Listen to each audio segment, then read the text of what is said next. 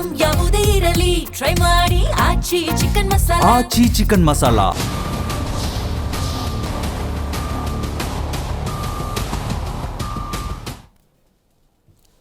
ನಮಸ್ಕಾರ, ಜಿ ಸಂವಾದ ವಿಶೇಷ ಕಾರ್ಯಕ್ರಮಕ್ಕೆ ಸ್ವಾಗತ. ನಾನು ಹೇಮಕುಮಾರ್. ಕೆಪಿಎಸ್ಸಿಯಲ್ಲಿ ನಡೀತಾ ಇರುವಂತಹ ಬ್ರಹ್ಮಾಂಡ ಭ್ರಷ್ಟಾಚಾರ ಇದೆಯಲ್ಲ, ರಾಜ್ಯದಲ್ಲಿ ದೊಡ್ಡ ಮಟ್ಟದಲ್ಲಿ ಸಂಚಲನ ಸೃಷ್ಟಿಯಾಗಿದೆ. ಈ ಕೆಪಿಎಸ್ಸಿ ಬೋರ್ಡ್ ಇದೆಯಲ್ಲ, ನೆಟ್ಟಗಾಗಿ ಅಂತೂ ಒಂದು ಎಕ್ಸಾಮ್ ಅಂತೂ ಸರಿಯಾಗಿ ಮಾಡಲ್ಲ. ಏನೋ ಒಂದು ಎಡವಟ್ಟು ಪರೀಕ್ಷೆ ಮಾಡುವಂಥ ಸಂದರ್ಭದಲ್ಲಿ ಕ್ವೆಶ್ಚನ್ ಪೇಪರ್ ಲೀಕ್ ಆಗಿರಬಹುದು, ಅಥವಾ ನೇಮಕಾತಿ ಮಾಡುವಂಥ ಸಂದರ್ಭದಲ್ಲಿ ಈ ರೀತಿಯಾಗಿ ಕೋಟಿ ಕೋಟಿ ಹಣಕ್ಕೆ ಡಿಮ್ಯಾಂಡ್ ಮಾಡುವಂಥ ಕೆಲಸ ಆಗ್ತಿದೆಯಾ ಅನ್ನುವಂಥ ಬಹಳ ಗಂಭೀರ ಆರೋಪ ಕೇಳಿ ಬರ್ತಾ ಇದೆ. ಸೊ ಹಂಗಾಗಿ ಹುದ್ದೆಗಳಿಗೆ ಅಂದರೆ ಕೆಪಿಎಸ್ಸಿಯಲ್ಲಿ ಬಿಡುವಂಥ ಹುದ್ದೆಗಳಿಗೆ ಕೋಟ್ಯಾಂತರ ರೂಪಾಯಿಗೆ ಹರಾಜು ಹಾಕಲಾಗ್ತಾ ಇದೆ ಅನ್ನುವಂಥ ಬಹಳ ಗಂಭೀರ ಆರೋಪ ಕೇಳಿ ಬರ್ತಾ ಇದೆ. ಸೊ ಇದರ ಹಿಂದೆ ಇರುವಂಥ ನಾಯಕರು ಅಥವಾ ಇವರ ಹಿಂದೆ ಯಾರಿದ್ದಾರೆ ಅಂತೇಳಿ, ಇದು ಕೆಪಿಎಸ್ಸಿಯಲ್ಲಿ ಆಗ್ತಾ ಇರುವಂಥ ಅಕ್ರಮ ಇದೆಯಲ್ಲ, ಇದು ಫಸ್ಟ್ ಟೈಮ್ ಏನಲ್ಲ, ಯಾವಾಗಲೂ ಕೂಡ ಬಹಳ ವರ್ಷಗಳ ಹಿಂದೆಯೂ ಕೂಡ ಈ ರೀತಿ ಈ ಕೆಪಿಎಸ್ಸಿಯಲ್ಲಿ ಅಕ್ರಮ ಕೇಳಿ ಬರ್ತಾನೆ ಇದೆ. ಬಟ್ ಇದಕ್ಕೆ ಕಡಿವಾಣ ಇಲ್ವಾ ಅನ್ನುವಂಥ ಸಹಜವಾಗಿ ಯಕ್ಷ ಪ್ರಶ್ನೆ ಇದೆ. ಪ್ರಾಮಾಣಿಕವಾಗಿ ಈ ಕೆಪಿಎಸ್ಸಿ ಎಕ್ಸಾಮನ್ನು ನಡೆಸಲಿಕ್ಕೆ ಆಗೋದೇ ಇಲ್ವಾ? ಹಾಗಾದರೆ ನಿಯತ್ತಾಗಿ ಪ್ರಾಮಾಣಿಕವಾಗಿ ಓದ್ತಾ ಇರುವಂಥ ಅವರ ಭವಿಷ್ಯ ಏನಾಗಿರಬೇಡ, ಅವರ ನರಕ ಯಾತನೆ ಎಂಥದ್ದು ಅಂತೇಳಿ ಎಲ್ಲದರ ಬಗ್ಗೆ ಚರ್ಚೆ ಮಾಡೋಣ. ಇದೇ ಇವತ್ತಿನ ವಿಶೇಷ. ಕೆಪಿಎಸ್ಸಿ ಕರ್ಮಕಾಂಡ ಅಕ್ರಮಕ್ಕೆ ಕೊನೆಯೆಂದು.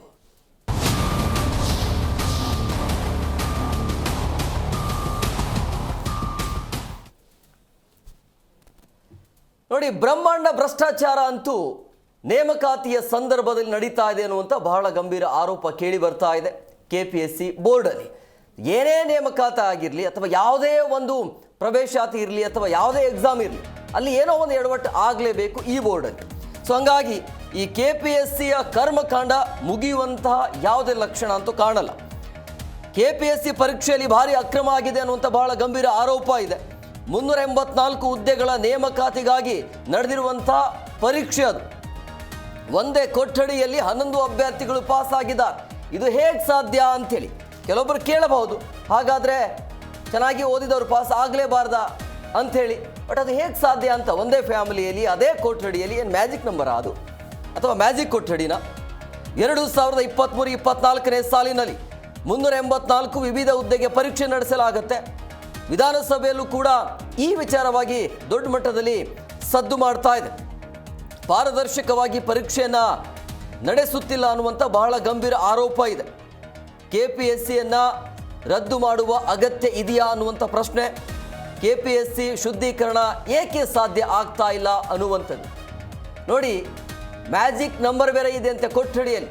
ಅಂದರೆ ಆ ಕೊಠಡಿಗೆ ಹೋಗಿ ನೀವು ಏನಾದರೂ ಎಕ್ಸಾಮ್ ಬರೆದಿದ್ದೇ ಆದಲ್ಲಿ ಆಲ್ಮೋಸ್ಟ್ ಆಲ್ ಒಂದು ಕೊಠಡಿಯಲ್ಲಿ 24 ಅಭ್ಯರ್ಥಿಗಳಿಗೆ ಅವಕಾಶ ಇರುತ್ತೆ. ಅದರಲ್ಲಿ 15ರಿಂದ 20 ಜನಕ್ಕೆ ತನಕ ಪಾಸ್ ಆಗ್ತಿದ್ದಾರೆ ಅನ್ನೋದು. ಹಂಗಾದರೆ ನೀವು ಬೇರೆ ಬೇರೆ ಕೊಠಡಿಯಲ್ಲಿ ಯಾಕೆ ಎಕ್ಸಾಮ್ ಮಾಡ್ತಾ ಇರಿ? ಡೈರೆಕ್ಟಾಗಿ ಅದೇ ಕೊಠಡಿಗೆ ಕಳಿಸ್ಬಿಡಿ, ಓದೋದು ಬೇಡ, ಹೋಗಿ ಅಲ್ಲಿ ಅಟೆಂಡ್ ಮಾಡಿ ಬರಲಿ, ಎಲ್ಲರೂ ಕೂಡ ಪಾಸ್ ಆಗಲಿ. ಹಿಂಗಿದೆ ಅಂತ ಲೆಕ್ಕಾಚಾರ. ಸೊ ಹಂಗಾಗಿ ಆ ಮ್ಯಾಜಿಕ್ ನಂಬರ್ ಯಾವುದು, ಏನು ಎತ್ತ, ಆ ಕೊಠಡಿಗಳು ಹೇಗಿರುತ್ತೆ, ಅಲ್ಲಿ ಯಾವ ರೀತಿಯಾಗಿ ಎಕ್ಸಾಮ್ ನಡೆಸ್ತಾರೆ, ಆಮೇಲೆ ಒಂದೊಂದು ಹುದ್ದೆ ಕೋಟ್ಯಾಂತರ ರೂಪಾಯಿಗೆ ಮಾರಾಟ ಆಗ್ತಾ ಇದೆ ಅನ್ನೋದು ನಿಜವಾಗ್ಲೂ ಕೂಡ ಬೇಸರ ಆಗುತ್ತೆ. ಹಗಲು ರಾತ್ರಿ ಅನ್ನದೇ ಕಷ್ಟಪಟ್ಟು ಓದ್ತಾ ಇರುವಂಥ ಅಭ್ಯರ್ಥಿಗಳ ಭವಿಷ್ಯ ಏನಾಗಿರಬೇಡ ಅಂಥೇಳಿ. ಸೊ ಈ ರೀತಿಯಾಗಿ ನಿಯತ್ತಾಗಿ ಪರೀಕ್ಷೆಗಳನ್ನು ಮಾಡೋಕ್ಕಾಗಲ್ಲ ಅಂತ ಹೇಳಿದ ಮೇಲೆ ಈ ಹುದ್ದೆಗಳನ್ನು ಸುಮ್ಮನೆ ಹರಾಜು ಹಾಕಿದ್ರೆ ಒಳ್ಳೇದಲ್ವಾ ಅನ್ನುವಂಥ ಸಹಜವಾಗಿ ಪ್ರಶ್ನೆ ಹುಟ್ಕೊಳ್ತಾ ಇದೆ. ಇದಕ್ಕೆ ಕಡಿವಾಣ ಇದೆಯಾ ಇಲ್ವಾ? ಯಾಕೆ ಹಿಂಗಾಗತ್ತೆ? ಪ್ರತಿ ಬಾರಿಯೂ ಕೂಡ ಹಿಂಗೆ ಎಡವಟ್ಟು ಆಗ್ತಾನೆ ಇರುತ್ತೆ.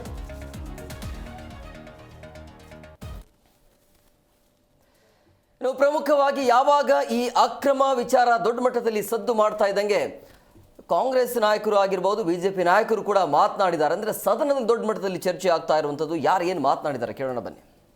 ಕೆಪಿಎಸ್ಸಿನ ವ್ಯವಸ್ಥೆ ಏನಾಗಿದೆ ಅಂತ ಕೇಳಿದ್ರೆ, ಯಾವ ಬದುಕನ್ನ ಕಟ್ಕೊಳ್ಳಿಕ್ಕೋಸ್ಕರ ಕನಸುಗಳನ್ನ ಇಟ್ಟುಕೊಂಡು ಪರೀಕ್ಷೆಯನ್ನ ಬರೆಯುವಂತ ವಿದ್ಯಾರ್ಥಿಗಳಿಗೆ ಸರ್ಕಾರಿ ನಿಯಂತ್ರಣದಲ್ಲಿ ವಿದ್ಯಾರ್ಥಿಗಳ ಕನಸನ್ನು ಹತ್ಯೆ ಮಾಡುವಂತ ಒಂದು ಕೇಂದ್ರ ಆಗಿಬಿಟ್ಟಿದೆ ಅನ್ನುವಷ್ಟರ ಮಟ್ಟಿಗೆ ಆಕ್ರೋಶ ಇವತ್ತು ಯುವ ಸಮುದಾಯದ ನಡುವೆ ಬರ್ತಾ ಇದೆ. ಬಹಳ ಆಶ್ಚರ್ಯ ಅಂತ ಕೇಳಿದ್ರೆ, ಯಾಕೆ ಇದನ್ನ ಇಷ್ಟು ದೊಡ್ಡ ಪ್ರಮಾಣದ ಭ್ರಷ್ಟಾಚಾರ ಮತ್ತು ಬಹುಕೋಟಿಯ ದುಡ್ಡಿನ ವ್ಯವಹಾರಗಳಲ್ಲಿ ಕೈ ಬದಲಾಯಿಸಿ ಎನ್ನುವಂಥದ್ದಕ್ಕೆ ಬಲವಾದಂತ ಅನುಮಾನಗಳು ಯಾಕೆ ಬರುತ್ತೆ ಅಂತ ಬರ್ತಾ ಇದೆ ಅಂತ ಹೇಳಿದ್ರೆ, 4 ವರ್ಷದಲ್ಲಿ ಕಾರ್ಯದರ್ಶಿಗಳ 4 ಬದಲಾವಣೆಗಳಾಯ್ತು. 4 ಜನರನ್ನ ಬದಲಾವಣೆ ಮಾಡ್ತಾರೆ ಕಾರ್ಯದರ್ಶಿಗಳನ್ನ. 4 ವರ್ಷದಿಂದ ಒಬ್ಬರೇ ಕಂಟ್ರೋಲರ್ ಇದ್ದಾರೆ. ಕಾರ್ಯದರ್ಶಿಗಳು 4 ಬದಲಾಯಿತು. ಒಂದು ಪರೀಕ್ಷೆಯನ್ನು ನಡೆಸಿ ಫಲಿತಾಂಶ ಬರಲಿಕ್ಕೆ 4 ಕಾರ್ಯದರ್ಶಿಗಳನ್ನ ಬದಲು ಮಾಡಿ ಒಬ್ಬರೇ ಕಂಟ್ರೋಲರ್ ಇಟ್ರೆ ಯಾರ ಮೇಲೆ ಅನುಮಾನ ಪಡ್ಬೇಕೀಗ ನಾವು? ಸರ್ಕಾರಿ ಹುದ್ದೆಗಳು ಸಾಮಾನ್ಯ ಜನರಿಗೆ ಸಿಗೋಂಗಿಲ್ವಾಗರೆ? ಸರ್ಕಾರಿ ಹುದ್ದೆ ಕೇವಲ ಶ್ರೀಮಂತರಿಗೆ ಮಾತ್ರ ಸರ್ಕಾರಿ ಹುದ್ದೆನಾ? ಪ್ರಭಾವಿ ಇರೋಂಥವ್ರಿಗೆ ಮಾತ್ರ ಸರ್ಕಾರಿ ಹುದ್ದೆನಾ? ಉಳ್ಳವರಿಗೆ ಮಾತ್ರ ಸರ್ಕಾರಿ ಹುದ್ದೆನಾ? ಅಥವಾ ಯಾರೋ ಸರ್ಕಾರಿ ನೌಕರರಿದ್ದಾರೆ ಅವನ ಮಗನಿಗೆ ಮಾತ್ರ ಮತ್ತೆ ಸರ್ಕಾರಿ ಹುದ್ದೆನಾ? ಇದು ಇವತ್ತು ಚರ್ಚೆ ಆಗ್ತಾ ಇರುವಂತ ವಿಷಯಗಳು. ಈ ಹಿನ್ನೆಲೆಯಲ್ಲಿ KPS ಅಲ್ಲಿ ಇವತ್ತು ಆಗಿರುವಂತ ಅನುಮಾನಗಳ ಬಗ್ಗೆ ನಾವು ಅನುಮಾನಗಳನ್ನ ಏನು ವ್ಯಕ್ತ ಮಾಡಿದ್ದಾರೆ ಅಂತ ಕೇಳಿದ್ರೆ 2 ಅನುಮಾನಗಳನ್ನ ಇವತ್ತು ಸಾರ್ವಜನಿಕವಾಗಿ ವ್ಯಕ್ತ ಆಗಿರುವಂತದ್ದು. ಮೊದಲನೇದು ಪರೀಕ್ಷೆ ಮತ್ತು ಅಂಕಗಳ ಕ್ರೋಢೀಕರಣದಲ್ಲಿ ಬಹಳ ದೊಡ್ಡ ಪ್ರಮಾಣದ ಅನುಮಾನಗಳು ಬಂದಿದೆ. ಪರೀಕ್ಷೆ ಆಗಿದೆ, ನಂತರ ಅಂಕಗಳನ್ನ ಮಾರ್ಕ್ಸ್ ಅನ್ನ ಕ್ರೋಢೀಕರಣ ಮಾಡಬೇಕಾದ್ರೆ ತಡ ಆಗಿದೆ, ಅಲ್ಲೆಲ್ಲ ಒಂದು ಕಡೆ ಅವ್ಯವಹಾರಗಳಾಗಿದೆ ಎನ್ನುವಂಥದ್ದು ಇವತ್ತು ಅನುಮಾನಗಳು ವ್ಯಕ್ತ ಆಗಿರುವಂಥದ್ದು. ಕ್ರೋಢೀಕರಣ ಆದ ನಂತರ, ಅಂಕೆಗಳ ಕ್ರೋಢೀಕರಣ ಆದ ನಂತರ ಅರ್ಹತಾ ಪಟ್ಟಿಯನ್ನ ಘೋಷಣೆ ಮಾಡಬೇಕಾದ್ರೆ ಬಹಳ ದೊಡ್ಡ ಪ್ರಮಾಣದ ವ್ಯತ್ಯಾಸಗಳಾಗಿದೆ ಎನ್ನುವಂಥದ್ದನ್ನು ಕೂಡ ವಿದ್ಯಾರ್ಥಿಗಳು ಹೇಳಲಿಕ್ಕೆ ಶುರು ಮಾಡಿದ್ದಾರೆ. ಮಾನ್ಯ ಅಧ್ಯಕ್ಷ, ಇಲ್ಲಿ ಬಹಳ ಚರ್ಚೆಯ ವಿಷಯ ಮತ್ತು ಪತ್ರಿಕೆಗಳು ಬಹಳ ದೊಡ್ಡದಾಗಿ ಬಿಂಬಿಸಿರುವಂಥದ್ದು ಏನು ಅಂತ ಕೇಳಿದ್ರೆ, ಪರೀಕ್ಷಾ ಕೊಠಡಿಗಳು ಬೇರೆ ಬೇರೆ ಕಡೆ ಇತ್ತು. 16 ಕಡೆಗಳಲ್ಲಿ ಪರೀಕ್ಷಾ ಕೊಠಡಿಗಳಿತ್ತು. ಒಂದು ಕೊಠಡಿಯಲ್ಲಿ 24 ಜನ ಪರೀಕ್ಷೆಯನ್ನು ಬರೀತಾರೆ. ಈಗ ಎದ್ದಿರುವಂತ ಅನುಮಾನ ಅಂತ ಕೇಳಿದ್ರೆ, ಒಂದೇ ಕೊಠಡಿಯಲ್ಲಿ ಇದ್ದಂತ 11 ಜನರಿಗೆ ಅರ್ಹತೆ ಪಡ್ಕೊಂಡ್ಬಿಟ್ಟಿದ್ದಾರೆ ಅಂತ. ಹಾಗಾದ್ರೆ ಆ ಕೊಠಡಿಯಲ್ಲಿ 11 ಜನ ಅರ್ಹತೆ ಇಲ್ವಾ ಅನ್ನೋಂಥ ಪ್ರಶ್ನೆ ಅಲ್ಲ. ಇಲ್ಲಿ ಒಂದೇ ಸೀರಿಯಲ್ ನಂಬರ್ ಸರಣಿ ಸೀರಿಯಲ್ ನಂಬರ್ಗಳಲ್ಲೇ ಇರುವಂತವ್ರು ತೆಗೆದುಕೊಂಡಿದ್ದಾರೆ. ಒಂದೇ ಕೊಠಡಿಯಲ್ಲಿ 11 ಜನರ ಮೇಲೆ ಜನರಿಗೆ ಕೆಲಸ ಸಿಕ್ಕಿದೆ, ಅಂದ್ರೆ ಪರೀಕ್ಷೆಯಲ್ಲಿ ಪಾಸ್ ಆಗಿದ್ದಾರೆ. ಮಾಸ್ ಆಗಿ ಆಲ್ ಮ್ಯಾನೇಜ್ಮೆಂಟ್, ಪರೀಕ್ಷಾ ಕೊಠಡಿಗಳ ಮ್ಯಾನೇಜ್ಮೆಂಟ್ಗಳನ್ನೇ ಆಗ್ಬಿಟ್ಟಿದೆಯೋ ಅನ್ನೋ ಮಟ್ಟಿಗೆ ಅನುಮಾನಗಳು ಇವತ್ತು. Institutional body, but unfortunately it is not a healthy body. ಅದು ತರ ಹೋಲಿ ಕೌ ಆಗೋಗ್ಬಿಟ್ಟಿದೆ. ಕರ್ನಾಟಕ ಪಬ್ಲಿಕ್ ಸರ್ವಿಸ್ ಕಮಿಷನ್ ಅಲ್ಲಿ service is missing. It has become Karnataka public commission. ಒಂಚೂರು ಕೂಡ ಕ್ರೆಡಿಬಿಲಿಟಿ ಇಲ್ಲದೆ ಇರೋ ಒಂದು ಸಂಸ್ಥೆ ಆಗಿದೆ. ಸುನೀಲ್ ಕುಮಾರ್ ಅವರು ಮಾತಾಡೋರು, ಕಾರ್ಯದರ್ಶಿಗಳು ಯಾಕೆ ಬದಲಾಯಿಸ್ತಾರೆ? ಒಳ್ಳೆ ಕಾರ್ಯದರ್ಶಿ ಇರೋದು ಆ ಕಮಿಷನ್ ಬೇಡ.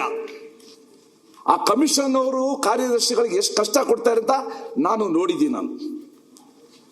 ಸಭಾಧ್ಯಕ್ಷರೇ, ಈ ದೇಶದಲ್ಲಿ UPSC ಒಂದು ಎಕ್ಸಾಮ್ ನಡೆಯುತ್ತೆ, ಇಲ್ಲಿ KPSC ಎಕ್ಸಾಮ್ ನಡೆಯುತ್ತೆ.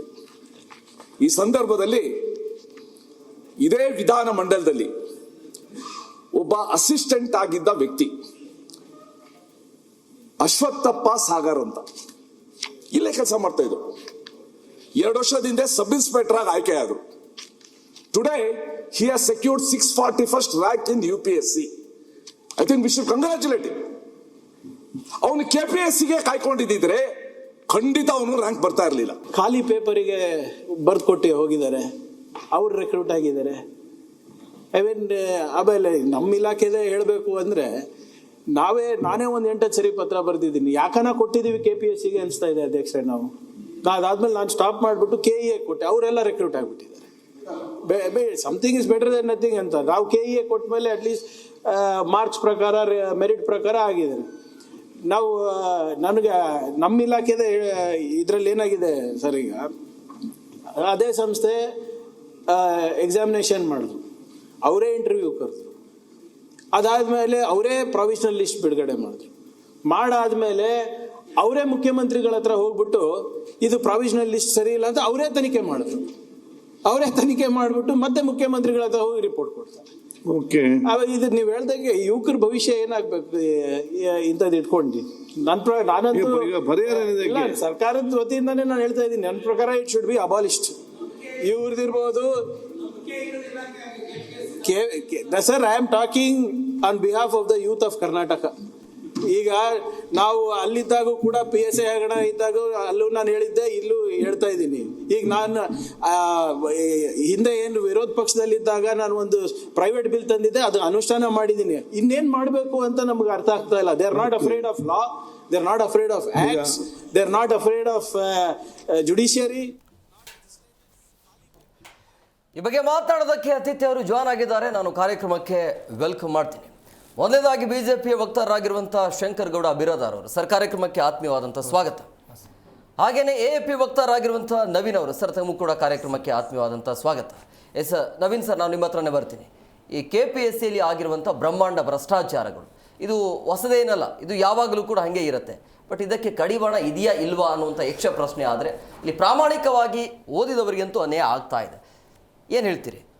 ಯಾಕಂದರೆ ಇವತ್ತು ಒಂದು ಗ್ರಾಮೀಣ ಪ್ರದೇಶದಲ್ಲಿ ಹೆಚ್ಚಿನ ಯುವಕರು ಒಂದು ಸರ್ಕಾರಿ ಕೆಲಸ ಸಿಗಬೇಕು, ಒಂದು ಸರ್ಕಾರ ಕೆಲಸಕ್ಕೋಸ್ಕರ ಅವರು ಒಂದು ಎಷ್ಟು ಕಷ್ಟಪಡ್ತಾರೆ ಅಂದರೆ ಹಗಲು ರಾತ್ರಿ ಓದ್ತಾರೆ. ಅದ್ರ ಜೊತೆಗೆ ಅವ್ರ ತಂದೆ ತಾಯಿನೂ ನನ್ನ ಮಗ ಒಂದು ಸರ್ಕಾರಿ ಕೆಲಸ ಸೇರಲಿ ಅಂತ ಅವರು ಎಷ್ಟು ಪರಿಶ್ರಮ ಪಡ್ತಾರೆ, ಅದ್ರ ಹಿಂದೆ ಎಷ್ಟು ನೋವುಗಳಿರತ್ತೆ ಅನ್ನೋದು ಸರ್ಕಾರದವ್ರು ಗೊತ್ತಿಲ್ವೋ ಗೊತ್ತಿಲ್ಲ. ಯಾಕಂದರೆ ಇವರು ಯಾವಾಗಲೂ ಒಂದು ಬೆಕ್ಕಿಗೆ ಒಂದು ಗಂಟೆ ಕಟ್ತಾರೆ ಅಂತ ಏನು ಸುರೇಶ್ ಕುಮಾರ್ ಅವ್ರು ಹೇಳಿದ್ರು ಅದೇ ರೀತಿ ಇವತ್ತು ಮಾಡ್ತಾ ಇದ್ದಾರೆ. ಯಾಕಂದರೆ ಇವತ್ತು ಪ್ರಿಯಾಂಕ ಖರ್ಗೆ ಅವರು ಏನಂತಾರೆ ಅಂದರೆ ಇದು ಬಂದ್ಬಿಟ್ಟು ಕೆಲವರೆಲ್ಲ ಖಾಲಿ ಪೇಪರ್ ಕೊಡ್ತಾರಂತ. ಯಾಕೆ ಸ್ವಾಮಿ ಈ ಥರ ಸುಳ್ಳು ಹೇಳ್ತಾ ಇದ್ದೀರಾ? ನೀವು ಸುಳ್ಳು ಹೇಳ್ಕೊಂಡೇ ಸರ್ಕಾರ ನಡೆಸ್ತಾ ಇರೋದು. ಇವತ್ತು ನೀವು ಸುಳ್ಳು ಹೇಳಿ ಯಾರಾದರೂ ಒಂದು ಯಾಕಂದರೆ KPSC ಅಂತ ಎಕ್ಸಾಮ್ ಬರೆಯೋದಕ್ಕೆ ಎಷ್ಟು ಅವರು ಪರಿಶ್ರಮ ಪಟ್ಟಿರ್ತಾರೆ. ಯಾರು ಖಾಲಿ ಪೇಪರ್ ಕೊಡ್ತಾರೆ? ಖಾಲಿ ಪೇಪರ್ ಕೊಡ್ತಾರೆ ಅಂದರೆ ನೀವೊಂದು ಪ್ರಶ್ನೆ ಪತ್ರಿಕೆ ಏನು ಪ್ರಿಪೇರ್ ಮಾಡೋದಲ್ಲಿ ಅದಲ್ಲಿ ನೀವು ChatGPTನ ಯೂಸ್ ಮಾಡ್ಕೊಂಡು ಪ್ರಶ್ನೆ ಪತ್ರಿಕೆನೇ ನೀವು ಒಂದು ಎಷ್ಟೊಂದು ಅದಲ್ಲೇ ಎಷ್ಟು ಒಂದು ಯಾವುದಿರ್ಬೋದು ಎಷ್ಟೋ ಒಂದು ಪ್ರಶ್ನೆಗಳಿಗೆ ಅದಲ್ಲೇ ಒಂದು ಎಷ್ಟೊಂದು ಅವ್ರಿಗೆ ಗೊತ್ತಾಗದೇ ಇರೋಂಗೆ ಮಾಡಿದ್ರಿ ನೀವು. ಅದಲ್ಲದೆ ಒಂದೇ ಕೊಠಡಿಲಿ 11 ಜನ ಹೆಂಗೆ ಪಾಸ್ ಆಗ್ತಾರೆ? ಮುಂದೆ ನೋಡಿದ್ರಿ ನಾವು PSCಯಲ್ಲೂ ಇದೇ ಥರ ಇವ್ರು ಹಗರಣ ಮಾಡಿದ್ರು.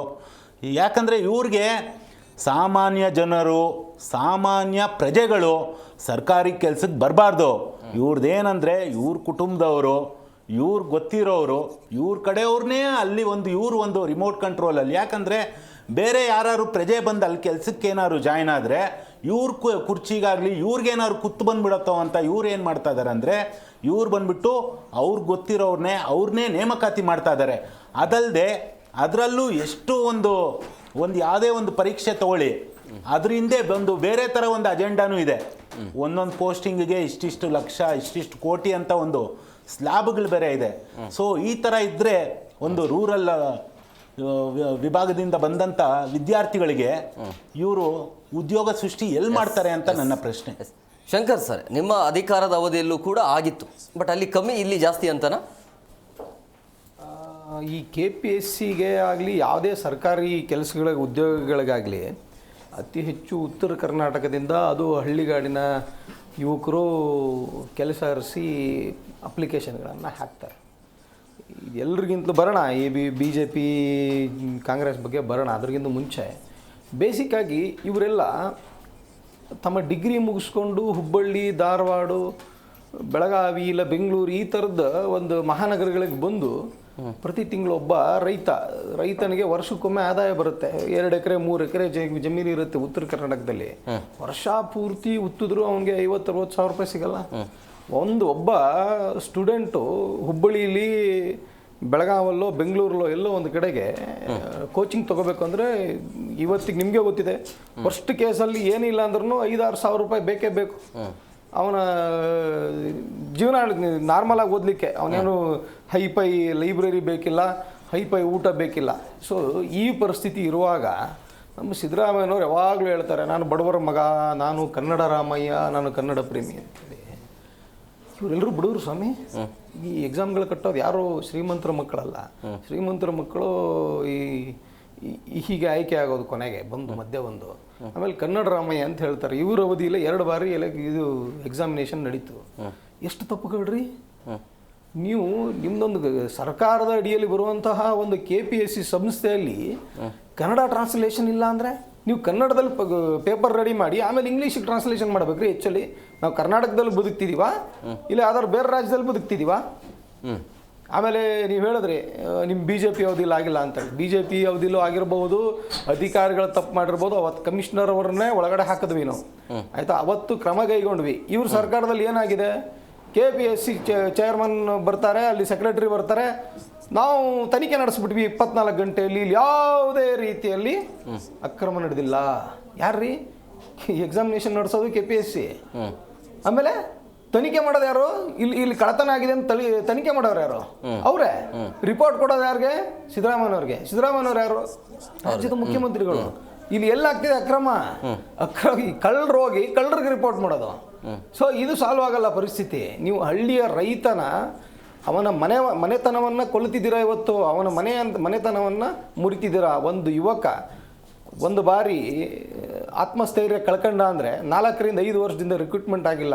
ಸರ್ಕಾರ ಬಂತು ಹೇಳ್ತು ನಾವು ಬಂದ ತಕ್ಷಣ ರಿಕ್ರೂಟ್ಮೆಂಟ್ ಮಾಡ್ತೀವಿ, 2 ಲಕ್ಷ ರಿಕ್ರೂಟ್ಮೆಂಟ್ ಮಾಡಿಬಿಡ್ತೀವಿ ಹಂಗೆ ಹಿಂಗೆ ಅಂತೇಳಿ. ನೀವು ಬಂದು 3 ವರ್ಷ ಕಳಿಯಕ್ಕೆ ಬಂತು, 8,000 ರಿಕ್ರೂಟ್ಮೆಂಟ್ ಮಾಡಿದ್ರಿ.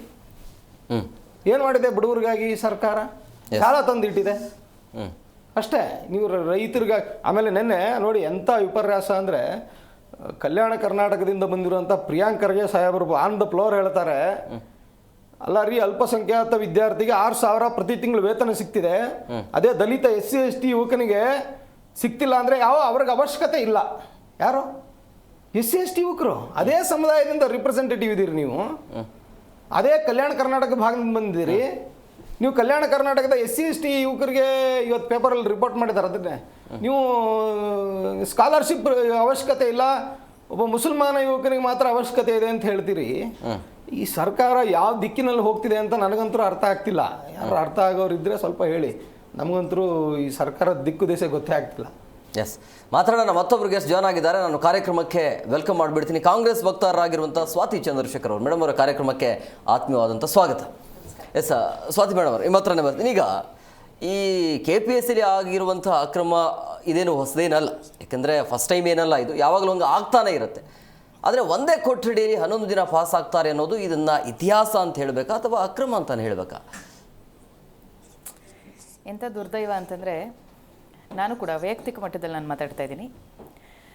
UPSC ಎಕ್ಸಾಮ್ಸನ್ನು ತೆಗೆದುಕೊಂಡು ಬಂದಂಥವಳು, ಪ್ರಿಲಿಮ್ಸ್ ಅಂತ ಮೇನ್ಸ್ ಅಂತ ತನಕ ಹೋಗಿ ಅದಾದ ನಂತರದಲ್ಲಿ ನನ್ನದೇ ಒಂದು ಪತ್ರಿಕೋದ್ಯಮದ ಜರ್ನಿಯನ್ನು ಶುರು ಮಾಡಿದಂಥವಳು. ಆದರೆ ಇವತ್ತಿನ ದಿನ ನನ್ನ ಜೊತೆ ಇದ್ದಂತಹ ಎಷ್ಟೋ ನನ್ನ ಸಹಪಾಠಿಗಳು ದೆಹಲಿಯಲ್ಲಿದ್ದಂಥವರು ಇವತ್ತಿನ ದಿನ ಏನೋ ಮಾಡೋಕ್ಕೆ ಸಾಧ್ಯ ಆಗದೆ ಒದ್ದಾಡಿಕೊಂಡು ವಿಜಯನಗರ ಆಗಿರಬಹುದು ಅಥವಾ ರಾಜಾಜಿನಗರ ಆಗಿರಬಹುದು, ಇಲ್ಲಿ PGಗಳಲ್ಲಿ ಇದ್ಕೊಂಡು ಎಲ್ಲೋ ನಮಗೆ ಒಂದು ಆಶಾಕಿರಣ ಸಿಗಬಹುದಾ ಅಂತ ಯೋಚನೆ ಮಾಡ್ತಾ ಇರುವಂಥವ್ರು ಬಹಳಷ್ಟು ಜನ ಇದ್ದಾರೆ. ಅಂತ ಎಲ್ಲರ ಜೊತೆನೂ ನಾವು, ಎಸ್ಪೆಷಲಿ ನಾನು, ನಮ್ಮ ಪಕ್ಷದವರು, ನಮ್ಮ ಸರ್ಕಾರ ಇದೆ ಅನ್ನೋಂಥದ್ದು ಮೊದಲನೇ ವಿಚಾರ. BJP ವಕ್ತಾರರು ಏನು ಭಾಳ ಸೊಗಸಾಗಿ ಮಾತಾಡ್ತಾ ಇದ್ರು ಅಂತಂದರೆ, ಅವರು ಬಹುಶಃ ಉರು ಹೊಡ್ಕೊಂಬಂದ್ಬಿಟ್ಟಿದ್ದಾರೆ ಅಂತ ಅನ್ಸುತ್ತೆ. ಒಂದು 4 ಪಾಯಿಂಟ್ನ ಹೇಳ್ತಾ ಇದ್ರು.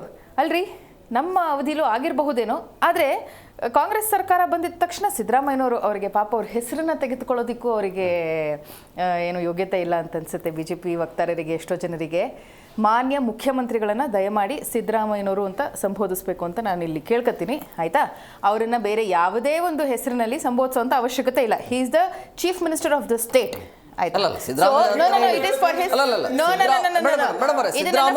ಇದು ನನ್ನ ಫಸ್ಟ್ ರಿಯಾಕ್ಷನ್. ನೀವು ಮಾತಾಡೋದಿದ್ರೆ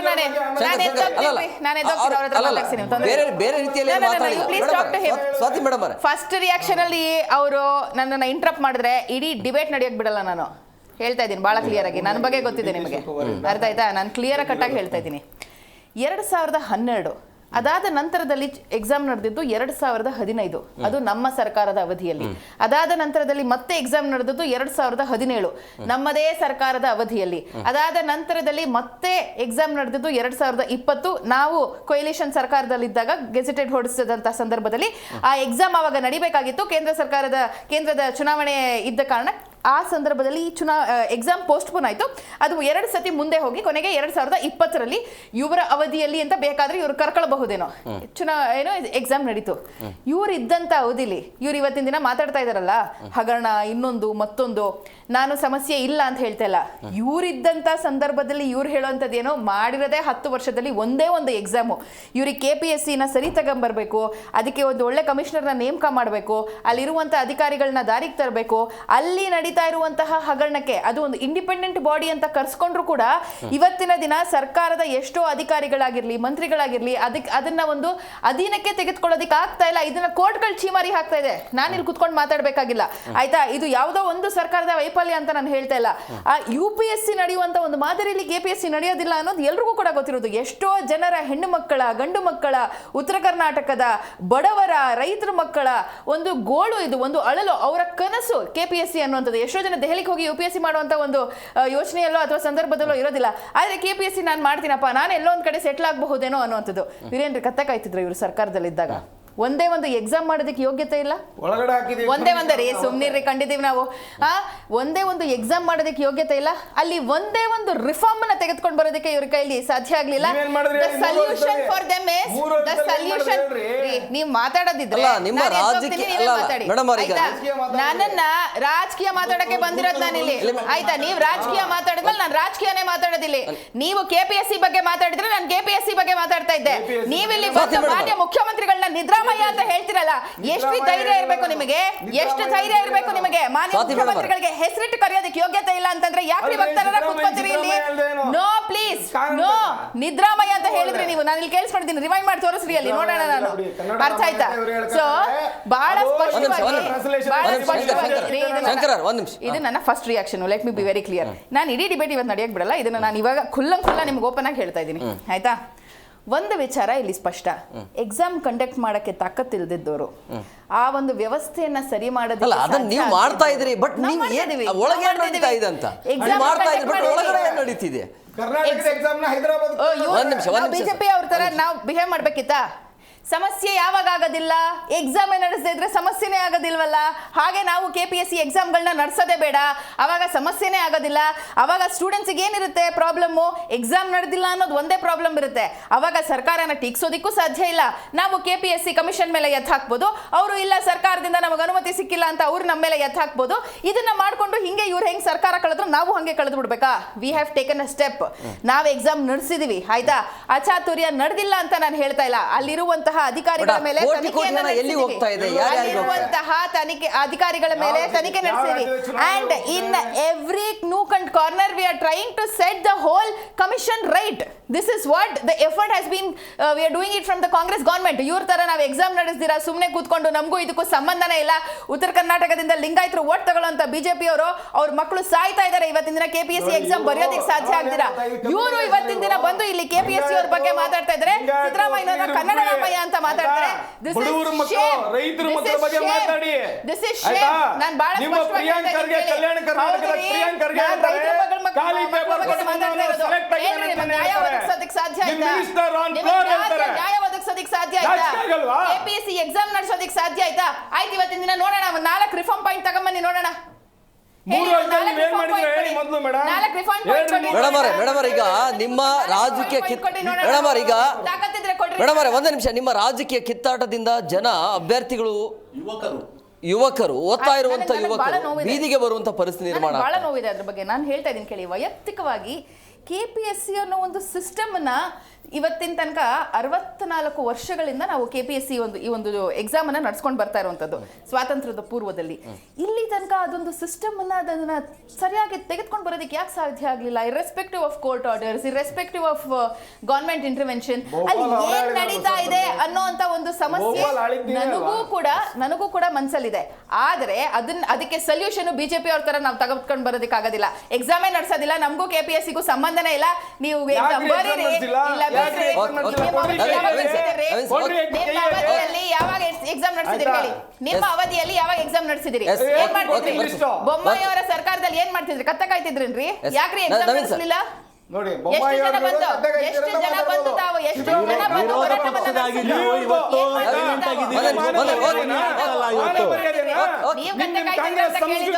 ನಾನು ಬೊಮ್ಮಾಯಿ ಅವ್ರ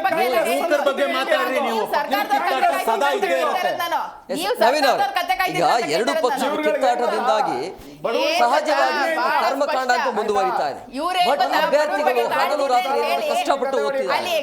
ಆದ್ರೆ ಈ ಒಂದು ಎಕ್ಸಾಮ್ ಅನ್ನ ಅಂದ್ರೆ ಈ KPSC ಶುದ್ಧೀಕರಣ ಮಾಡ್ಲಿಕ್ಕೆ ಆಗತ್ತಾ ಇಲ್ಲ ಅಂತ ಹೇಳಿ, ಅಥವಾ ರಾಜಕಾರಣ ಇರೋ ತನಕ ಹಿಂಗೆ ಸಮಸ್ಯೆ ಪಾರದರ್ಶಕತೆ ಇದ್ರೆ ಖಂಡಿತ ಆಗತ್ತೆ. ಇವತ್ತು ನಮ್ಮ BJP ನಾಯಕರು ಏನಂತ ಇದಾರೆ, ಎಲ್ಲ ಇವ್ರ ಮೇಲೆ ಅಂತವ್ರೆ, ಆ್ಯಕ್ಚುಲಿ ಇದಕ್ಕೆಲ್ಲ ಮೂಲ ಬಂದ್ಬಿಟ್ಟು JDS ಮತ್ತು ನೀವು BJP ಅವರು ನಿಮ್ಮಿಬ್ಬರಿಂದಾನೇ ಇದು ಒಂದು ಕಮಿಷನ್ ದಂಧೆ ಅನ್ನೋದು ಸ್ಟಾರ್ಟ್ ಆಗಿರೋದು, ನಿಮ್ಮಿಂದ ಸ್ಟಾರ್ಟ್ ಆಗಿರೋದು. ನೀವಿವತ್ತು ತಾಳಿ ಭಾಗ್ಯದಿಂದ ನೀವಿವತ್ತು ಹೇಗೆ ಒಂದ್ ನಿಮಿಷ, ಒಂದ್ ನಿಮಿಷ. ನೀವೇನು ಹೇಳ್ತಾರೆ, ಹೇಳ್ತಾರೆ, ಒಂದ್ ನಿಮಿಷ, ಒಂದ್ ನಿಮಿಷ.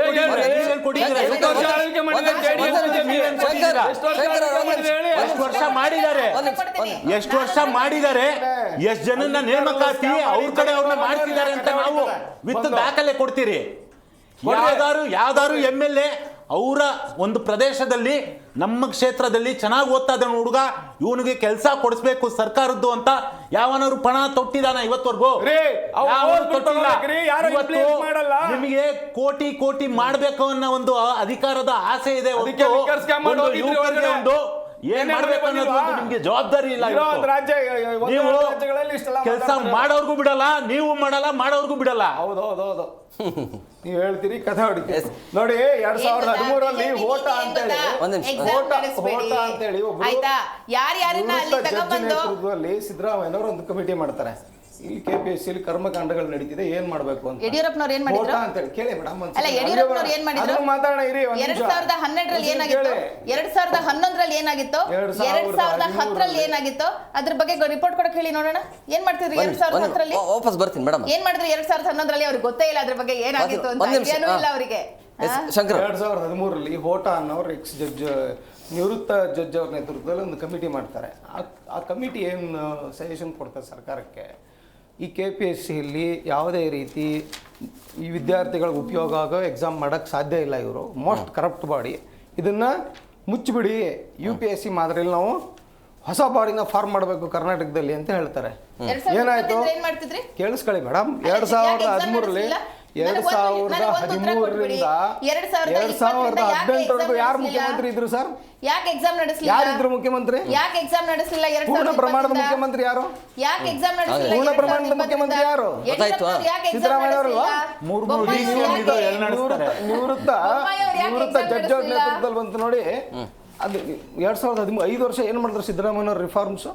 ಏನ್ ಮಾಡಿದ್ರು ರಿಫಾರ್ಮ್ಸ್? 5 ವರ್ಷ ಪೂರ್ಣ ಪ್ರಮಾಣದ ಬಹುಮತ ಸರ್ಕಾರ. ನೀವು ಕ್ಲೋಸ್ ಮಾಡಿ UPSC, KPSC ಕ್ಲೋಸ್ ಮಾಡಿ UPSC ಮಾತ್ರ ಎಕ್ಸಾಮ್ ನಡೆಸಬೇಕು ಅಂತ ಹೇಳಿದ್ರು. ಆಯ್ತಾ? ನೋಡಿ, ಇದೇ ಹೇಳಿದ್ದು ಕಾಂಗ್ರೆಸ್ ಅವ್ರು. ಏನ್ ಗೊತ್ತಾ, ಸತ್ಯ ಜನಕ್ಕೆ ಗೊತ್ತಾಗಬಾರ್ದು. ಒಂದು ಪ್ರಶ್ನೆ, I have a very valid question. 2020ರಿಂದ 2023ರ ತನಕ ಅವರಿಗೆ ಯಾವುದೇ ಎಕ್ಸಾಮ್ ಅನ್ನ ಕಂಡಕ್ಟ್ ಮಾಡೋದಕ್ಕೆ ಯಾಕೆ ಮಾಡಿದ್ರಿ? ಮಾಡುದು ಡೇಟ್ ಹೇಳ್ತೀನಿ ಬಿಡಿ, ಹೇಳ್ತೀನಿ. ಇವಾಗ ಹೇಳಿ ಡೇಟ್ ಹೇಳಿ. ಹೇಳ್ತೀನಿ ಬಿಡಿ. ಇವಾಗ ಹೇಳಿ ಡೇಟ್ ಹೇಳಿ. ಗೂಗಲ್ ಯಾಕೆ ನೋಡ್ತೀರಾ? ಬಾಯಿಂದ ಹೇಳ್ರಿ. ಗೂಗಲ್ ಯಾಕೆ ನೋಡ್ಬಾರ್ದು? ಗೂಗಲ್ ಯಾಕೆ ನೋಡ್ಬಾರ್ದು? ಏನ್ ಪ್ರಾಬ್ಲಮ್ ನಿಮ್ಗೆ? ನಿಮ್ಗೆ ಯಾಕ್ರಿ ಪ್ರಾಬ್ಲಮ್? ಗೂಗಲ್ ನೋಡಿದ್ರೆ ನಿಮ್ಗೆ ಯಾಕೆ ಪ್ರಾಬ್ಲಮ್ ಹೇಳಿ? ನಿಮ್ಮ ಮಿನಿಸ್ಟರ್ ಹೇಳಿದಾರೆ ನೋಡಿ ಇವತ್ತು ಅನ್ಕೊಳ್ಳೋರು. ಅದೇ ತರ ಅಡ್ಡ ಮಾತಾಡ್ಕೊಂಡು ಜನಕ್ಕೆ ಏನ್ ಗೊತ್ತಾ, ಸತ್ಯ ಹೇಳ್ಬಾರ್ದು ಇವ್ಗಳಿಗೆ, ಸತ್ಯಗಳು ಹೇಳ್ಬಾರ್ದು ಇವ್ಗಳಿಗೆ. ಸತ್ಯ ಹೇಳಿದ್ರೆ ಪ್ರಾಬ್ಲಮ್ ನಿಮ್ಗೆ. ಸ್ವಾತಿ ಮೇಡಮ್, ಒಂದ್ ನಿಮಿಷ ಅಲ್ಲ. ಈಗ ನಿಮ್ಮ ಅಧಿಕಾರದ ಅವಧಿಯಲ್ಲೂ ಕೂಡ ಭ್ರಷ್ಟಾಚಾರ ಆಗಿದೆ, ಅವರ ಅಧಿಕಾರದಲ್ಲೂ ಕೂಡ ಆಗಿದೆ. ಬಟ್ ಇಲ್ಲಿ ಇರುವಂತಹ ಪ್ರಶ್ನೆ, ಪ್ರಾಮಾಣಿಕವಾಗಿ ಕಷ್ಟಪಟ್ಟು ಓದ್ತಾ ಇರುವಂತಹ ಅಭ್ಯರ್ಥಿಗಳಿಗೆ ಯಾಕೆ ನ್ಯಾಯ ಸಿಗ್ತಾ ಇಲ್ಲ ಅಂತ. ಸ್ವಾತಿ ಮೇಡಮ್, KPSC ಎಕ್ಸಾಮ್ ಅನ್ನ ನಡೆಸೋದಕ್ಕೆ ಸಾಧ್ಯ ಇಲ್ಲ. ಇವತ್ತಿನ ದಿನ ಬಂದು ಯಾವಾಗ ಎಕ್ಸಾಮ್ ಆಗಿತ್ತು ಅಂತಾನೆ ಗೊತ್ತಿಲ್ಲ KPSC. ಇವರು ಕಾಂಗ್ರೆಸ್ ಸರ್ಕಾರದ ಬಗ್ಗೆ ಮಾತಾಡುವಂತ ಯಾವುದೇ ನೈತಿಕ ಹಕ್ಕು ಆಗ್ಲಿ ಹೊಣೆ ಆಗ್ಲಿ ಇವರಿಗಿಲ್ಲ. ಆಯ್ತು, ಈಗ ನಿಮ್ಗೆ ಈಗ ನಿಮ್ಗೆ ಅಧಿಕಾರಾವಧಿ ಇದೆ, ಅದನ್ನ ಪಾರದರ್ಶಕವಾಗಿ ಯಾಕೆ ನಡ್ಸಕ್ ಆಗ್ತಾ ಇಲ್ಲ ಈ ಸರ್ಕಾರಕ್ಕೆ? ಒಂದು ಎಕ್ಸಾಮ್ ಅಂತೂ ನೆಟ್ಟಗಾಗಿ ಮಾಡಲ್ಲ. ಪರೀಕ್ಷೆ ಸಂದರ್ಭದಲ್ಲಿ ಕ್ವಶನ್ ಪೇಪರ್ ಲೀಕ್ ಆಗುತ್ತೆ, ಇಲ್ಲ ಅಂದ್ರೆ ನೇಮಕಾತಿಯ ಸಂದರ್ಭದಲ್ಲಿ ದುಡ್ಡು ಕೊಡಬೇಕು. ಪಾರದರ್ಶಕವಾಗಿ ನಡ್ಸಕ್ ಆಗಿಲ್ಲ ಅಂತ ನೀವು ಹೇಳಲೇಬೇಡಿ, ಪಾರದರ್ಶಕವಾಗಿ ನಡೆಸಿದ್ದಕ್ಕೇನೆ ಎಕ್ಸಾಮ್ ನಡೆದಿದ್ದು, ಬಹಳಷ್ಟು ಜನ ಅದರಿಂದ ಉತ್ತೀರ್ಣರಾಗಿ ಹೊರಗಡೆ ಬಂದಿದ್ದು.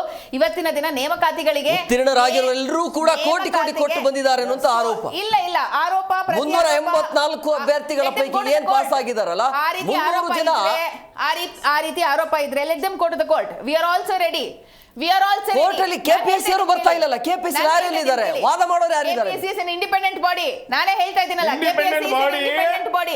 ಅರ್ಥ ಆಯ್ತಾ? ಆದ್ರೆ ಕರ್ನಾಟಕದ ಸರ್ಕಾರದ ಮುಖ್ಯಮಂತ್ರಿಗಳು ಬಹಳಷ್ಟು ಮುತುವರ್ಜಿಯನ್ನ ವಹಿಸಿದ್ದಾರೆ. ಇವಾಗಲ್ಲ, 2013ರಿಂದ 18 ವರ್ಗ ಆಗಿರ್ಬೋದು, ಇವಾಗ್ಲೂ ಆಗಿರ್ಬೋದು. ಇವ್ರ ತರ ಯಾರ್ಯಾರನ್ನ ತಂದು ಕೂಡಿಸಿ ಕಮಿಷನ್ ದಂಧೆ ಮಾಡ್ಕೊಂಡು ಡೈರೆಕ್ಟರ್ಸ್ನೆಲ್ಲ ಅಲ್ಲಿ ಯಾರ್ಯಾರೋ ಇವ್ರಿಗೆ ಬೇಕಾದವ್ರನ್ನ ತಂದು ಹಾಕಿ ಅವರೆಲ್ಲ ಕರಪ್ಷನ್ ಚಾರ್ಜಸ್ ಅಲ್ಲಿ ಒಳಗಡೆ ಹೋಗಿ ಅದಾದ ಯಾರು ನೀವೇ ಒಳಗಾಗ್ಸಿರೋದು, ನಿಮ್ಮ ಲೋಕಾಯುಕ್ತನೇ ಒಳಗಾಗ್ಸಿರೋದು, ನಾನ್ ಮಾಡಿರೋದಲ್ಲ. ಲೋಕಾಯುಕ್ತರು ನಿಮ್ ಮುಖ್ಯಮಂತ್ರಿ ಅದನ್ನ ಯಡಿಯೂರಪ್ಪ ಮಾಡಿದಲ್ಲ, ಲೋಕಾಯುಕ್ತ ಮಾಡಿದ್ದು. ನಿಮ್ಮನ್ನ ಅದಕ್ಕೆ ನಿಮ್ಮ ಹೆಗಲ ಮೇಲೆ ಅದನ್ನ ತೆಗೆದುಕೊಳ್ಬೇಡಿ. ಲೋಕಾಯುಕ್ತ ಮಾಡಿದಂತದ್ದು ನಿಮ್ ಕೈ ಕೊಟ್ಟಿದ್ರೆ ಅದು ಸಾಧ್ಯ ಆಗ್ತಿರ್ಲಿಲ್ಲ.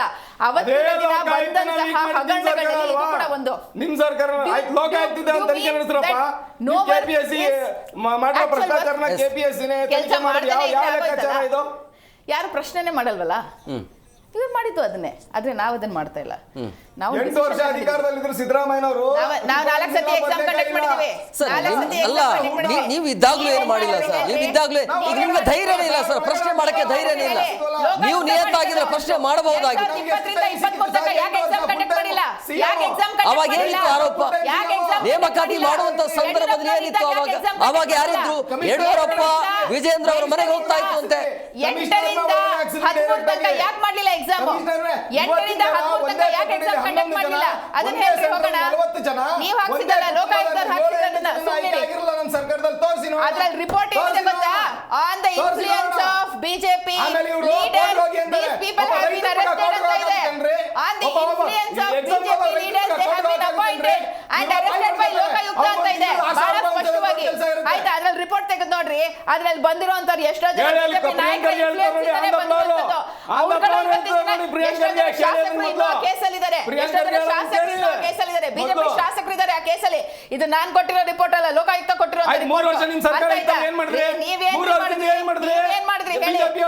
ಎಕ್ಸಾಮ್ ಕಂಡಕ್ಟ್ ಮಾಡೋ ಯೋಗ್ಯತೆ ಇಲ್ಲ. ಇವತ್ತಿಂದ ಬಂದು ನಾವು ಎಕ್ಸಾಮ್ ಕಂಡಕ್ಟ್ ಮಾಡಿದ್ರೆ ನೀವು ಅದ್ರ ಬಗ್ಗೆ ಮಾತಾಡ್ತಾ ಇದ್ದೀರಾ. ಸುಧಾರಣೆ ಆಗ್ಬೇಕಾಗಿದೆ, ನಾವು ತೆಗೆದುಕೊಳ್ತೀವಿ. ಆಯ್ತಾ? ಸುಧಾರಣೆ ಆಗ್ಬೇಕಾಗಿದೆ. ಇದನ್ನ ಹೇಗೆ ತೆಗೆದುಕೊಂಡು ಹೋಗ್ಬೇಕು ಅನ್ನೋದನ್ನ ಹೇಳಿ, ನಾವು ಒಪ್ಕೊಳ್ತೀವಿ. ಈ ಭ್ರಷ್ಟಾಚಾರ ಅಂತ ಬಂದಾಗ ನನಗೆ ನೆತ್ತಿಗೆ ಬಂದ್ಬಿಡುತ್ತೆ. ಈ ರಾಜಕಾರಣ ಇರೋ ತನಕ ಭ್ರಷ್ಟಾಚಾರ ಇದ್ದೇ ಇರುತ್ತೆ. ಹೌದು, ಅದ್ರ ಹರಿಕಾರನೇ ಇವರು, ಅದ್ರ ಹರಿಕಾರನೇ ಇವರು. ಅದೇ ಅಂದ್ರೆ ನೀವು ಮಾಡಿದ್ರಿ ಅಂತ. ಬೆರಳು ತೋರ್ಸಕ್ ಮುಂಚೆ ನೀವು ನಿಮ್ ಕಡೆ 4 ತೋರಿಸ್ತಿದೆ ನೋಡಿ.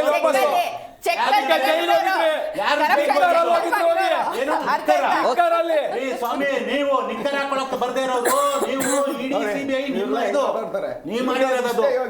ನವೀನ್ ಅವರೇ, ಈ KPSC ಶುದ್ಧೀಕರಣಕ್ಕೆ ರಾಜಕೀಯ ಇಚ್ಛಾಶಕ್ತಿಯ ಕೊರತೆ ಎದ್ದು ಕಾಣ್ತಿದೆಯಾ? ಯಾಕಂದ್ರೆ ಈ ಬ್ರಹ್ಮಾಂಡ ಭ್ರಷ್ಟಾಚಾರ ಅನ್ನೋದು ಎಲ್ಲ ರಾಜಕೀಯ ಪಕ್ಷದಲ್ಲೂ ಇದೆ. ಸೊ ಹಂಗಾಗಿ ಅವ್ರಿಗೆ ಇಂತಿಷ್ಟು ಹೋಗಲೇಬೇಕು ಅನ್ನೋಂಥ ಕಾರಣಕ್ಕಾಗಿ ಇದು ಸರಿ ಮಾಡೋಕ್ಕೆ ಆಗ್ತಿಲ್ವ ಹೇಗೆ ಅಂತ? ಖಂಡಿತ ಇವತ್ತು KPSC ಅನ್ನೋದು ಒಂದು ಚೇಂಜ್ ಮಾಡಿಬಿಡ್ರಿ, ಹೆಸರು KPC ಮಾಡ್ಕೊಂಡ್ಬಿಡಿ. ಒಂದು ಏನು ಕಮಿಷನ್ ಏನು ಹೋಗ್ತಾಯಿತ್ತೋ ಒಂದು ಕಮಿಷನ್ ಮಾಡ್ಕೊಂಡ್ಬಿಡ್ರಿ. ಅದನ್ನು ನೀವು ಬರೀ ಕಮಿಷನ್ಗೋಸ್ಕರ ಇದು ಮಾಡ್ಕೊಂಡ್ಬಿಡಿ. ಅಲ್ಲೂ ಸ್ಲ್ಯಾಬ್ ಮಾಡ್ಕೊಂಡ್ಬಿಡ್ರಿ. ಬೇರೆ ಬಡವ್ರಿಗೆಲ್ಲ ದಯವಿಟ್ಟು ನೀವು ಬರಲೇಬೇಡ್ರಿ, ನೀವು ಕಷ್ಟಪಟ್ಟು ಓದಲೇಬೇಡ್ರಿ ಅಂತ ಹೇಳ್ಬಿಡ್ರಿ. ಯಾಕಂದರೆ ಅವರು ಬೆವರು ಸುರಿಸಿ ಹಗಲು ರಾತ್ರಿ ಓದ್ತಾರೆ, ಅವ್ರ ಶ್ರಮ ಎಷ್ಟಿರುತ್ತೆ ಅಂತ. ಯಾಕಂದರೆ ಇವತ್ತು ನಾನು ಸರ್ಕಾರಕ್ಕೆ ಏನು ಒಂದು ಹೇಳ್ತೀನಿ ಅಂದರೆ, ಇವತ್ತು ನೀವು ಯುವಕರಿಗೆ ಏನೇ ಒಂದು ಬಜೆಟಲ್ಲೂ ನೀವು ಏನು ಕೊಟ್ಟಿಲ್ಲ, ಬಜೆಟಲ್ಲೂ ಏನು ಗ್ಯಾರಂಟಿಗಳಲ್ಲಿ ಏನು ಕೊಟ್ಟಿಲ್ಲ. ಯುವ ನಿಧಿ ಅಂತ ನೀವು ಕೊಟ್ಟರೆ, ಆದರೆ ಎಲ್ಲ ಯುವಕರಿಗೂ ಅದು ಸೇರ್ತಾ ಇಲ್ಲ. ದಯವಿಟ್ಟು ಅಪ್ಲೈ ಮಾಡಿದವರು ಎಲ್ರಿಗೂ ಕೂಡ ಸಿಕ್ಕಿದೆ. ಅದಕ್ಕೆ ಅದರದೇ ಆದಂಥ ಮಾನದಂಡ ಇದೆ.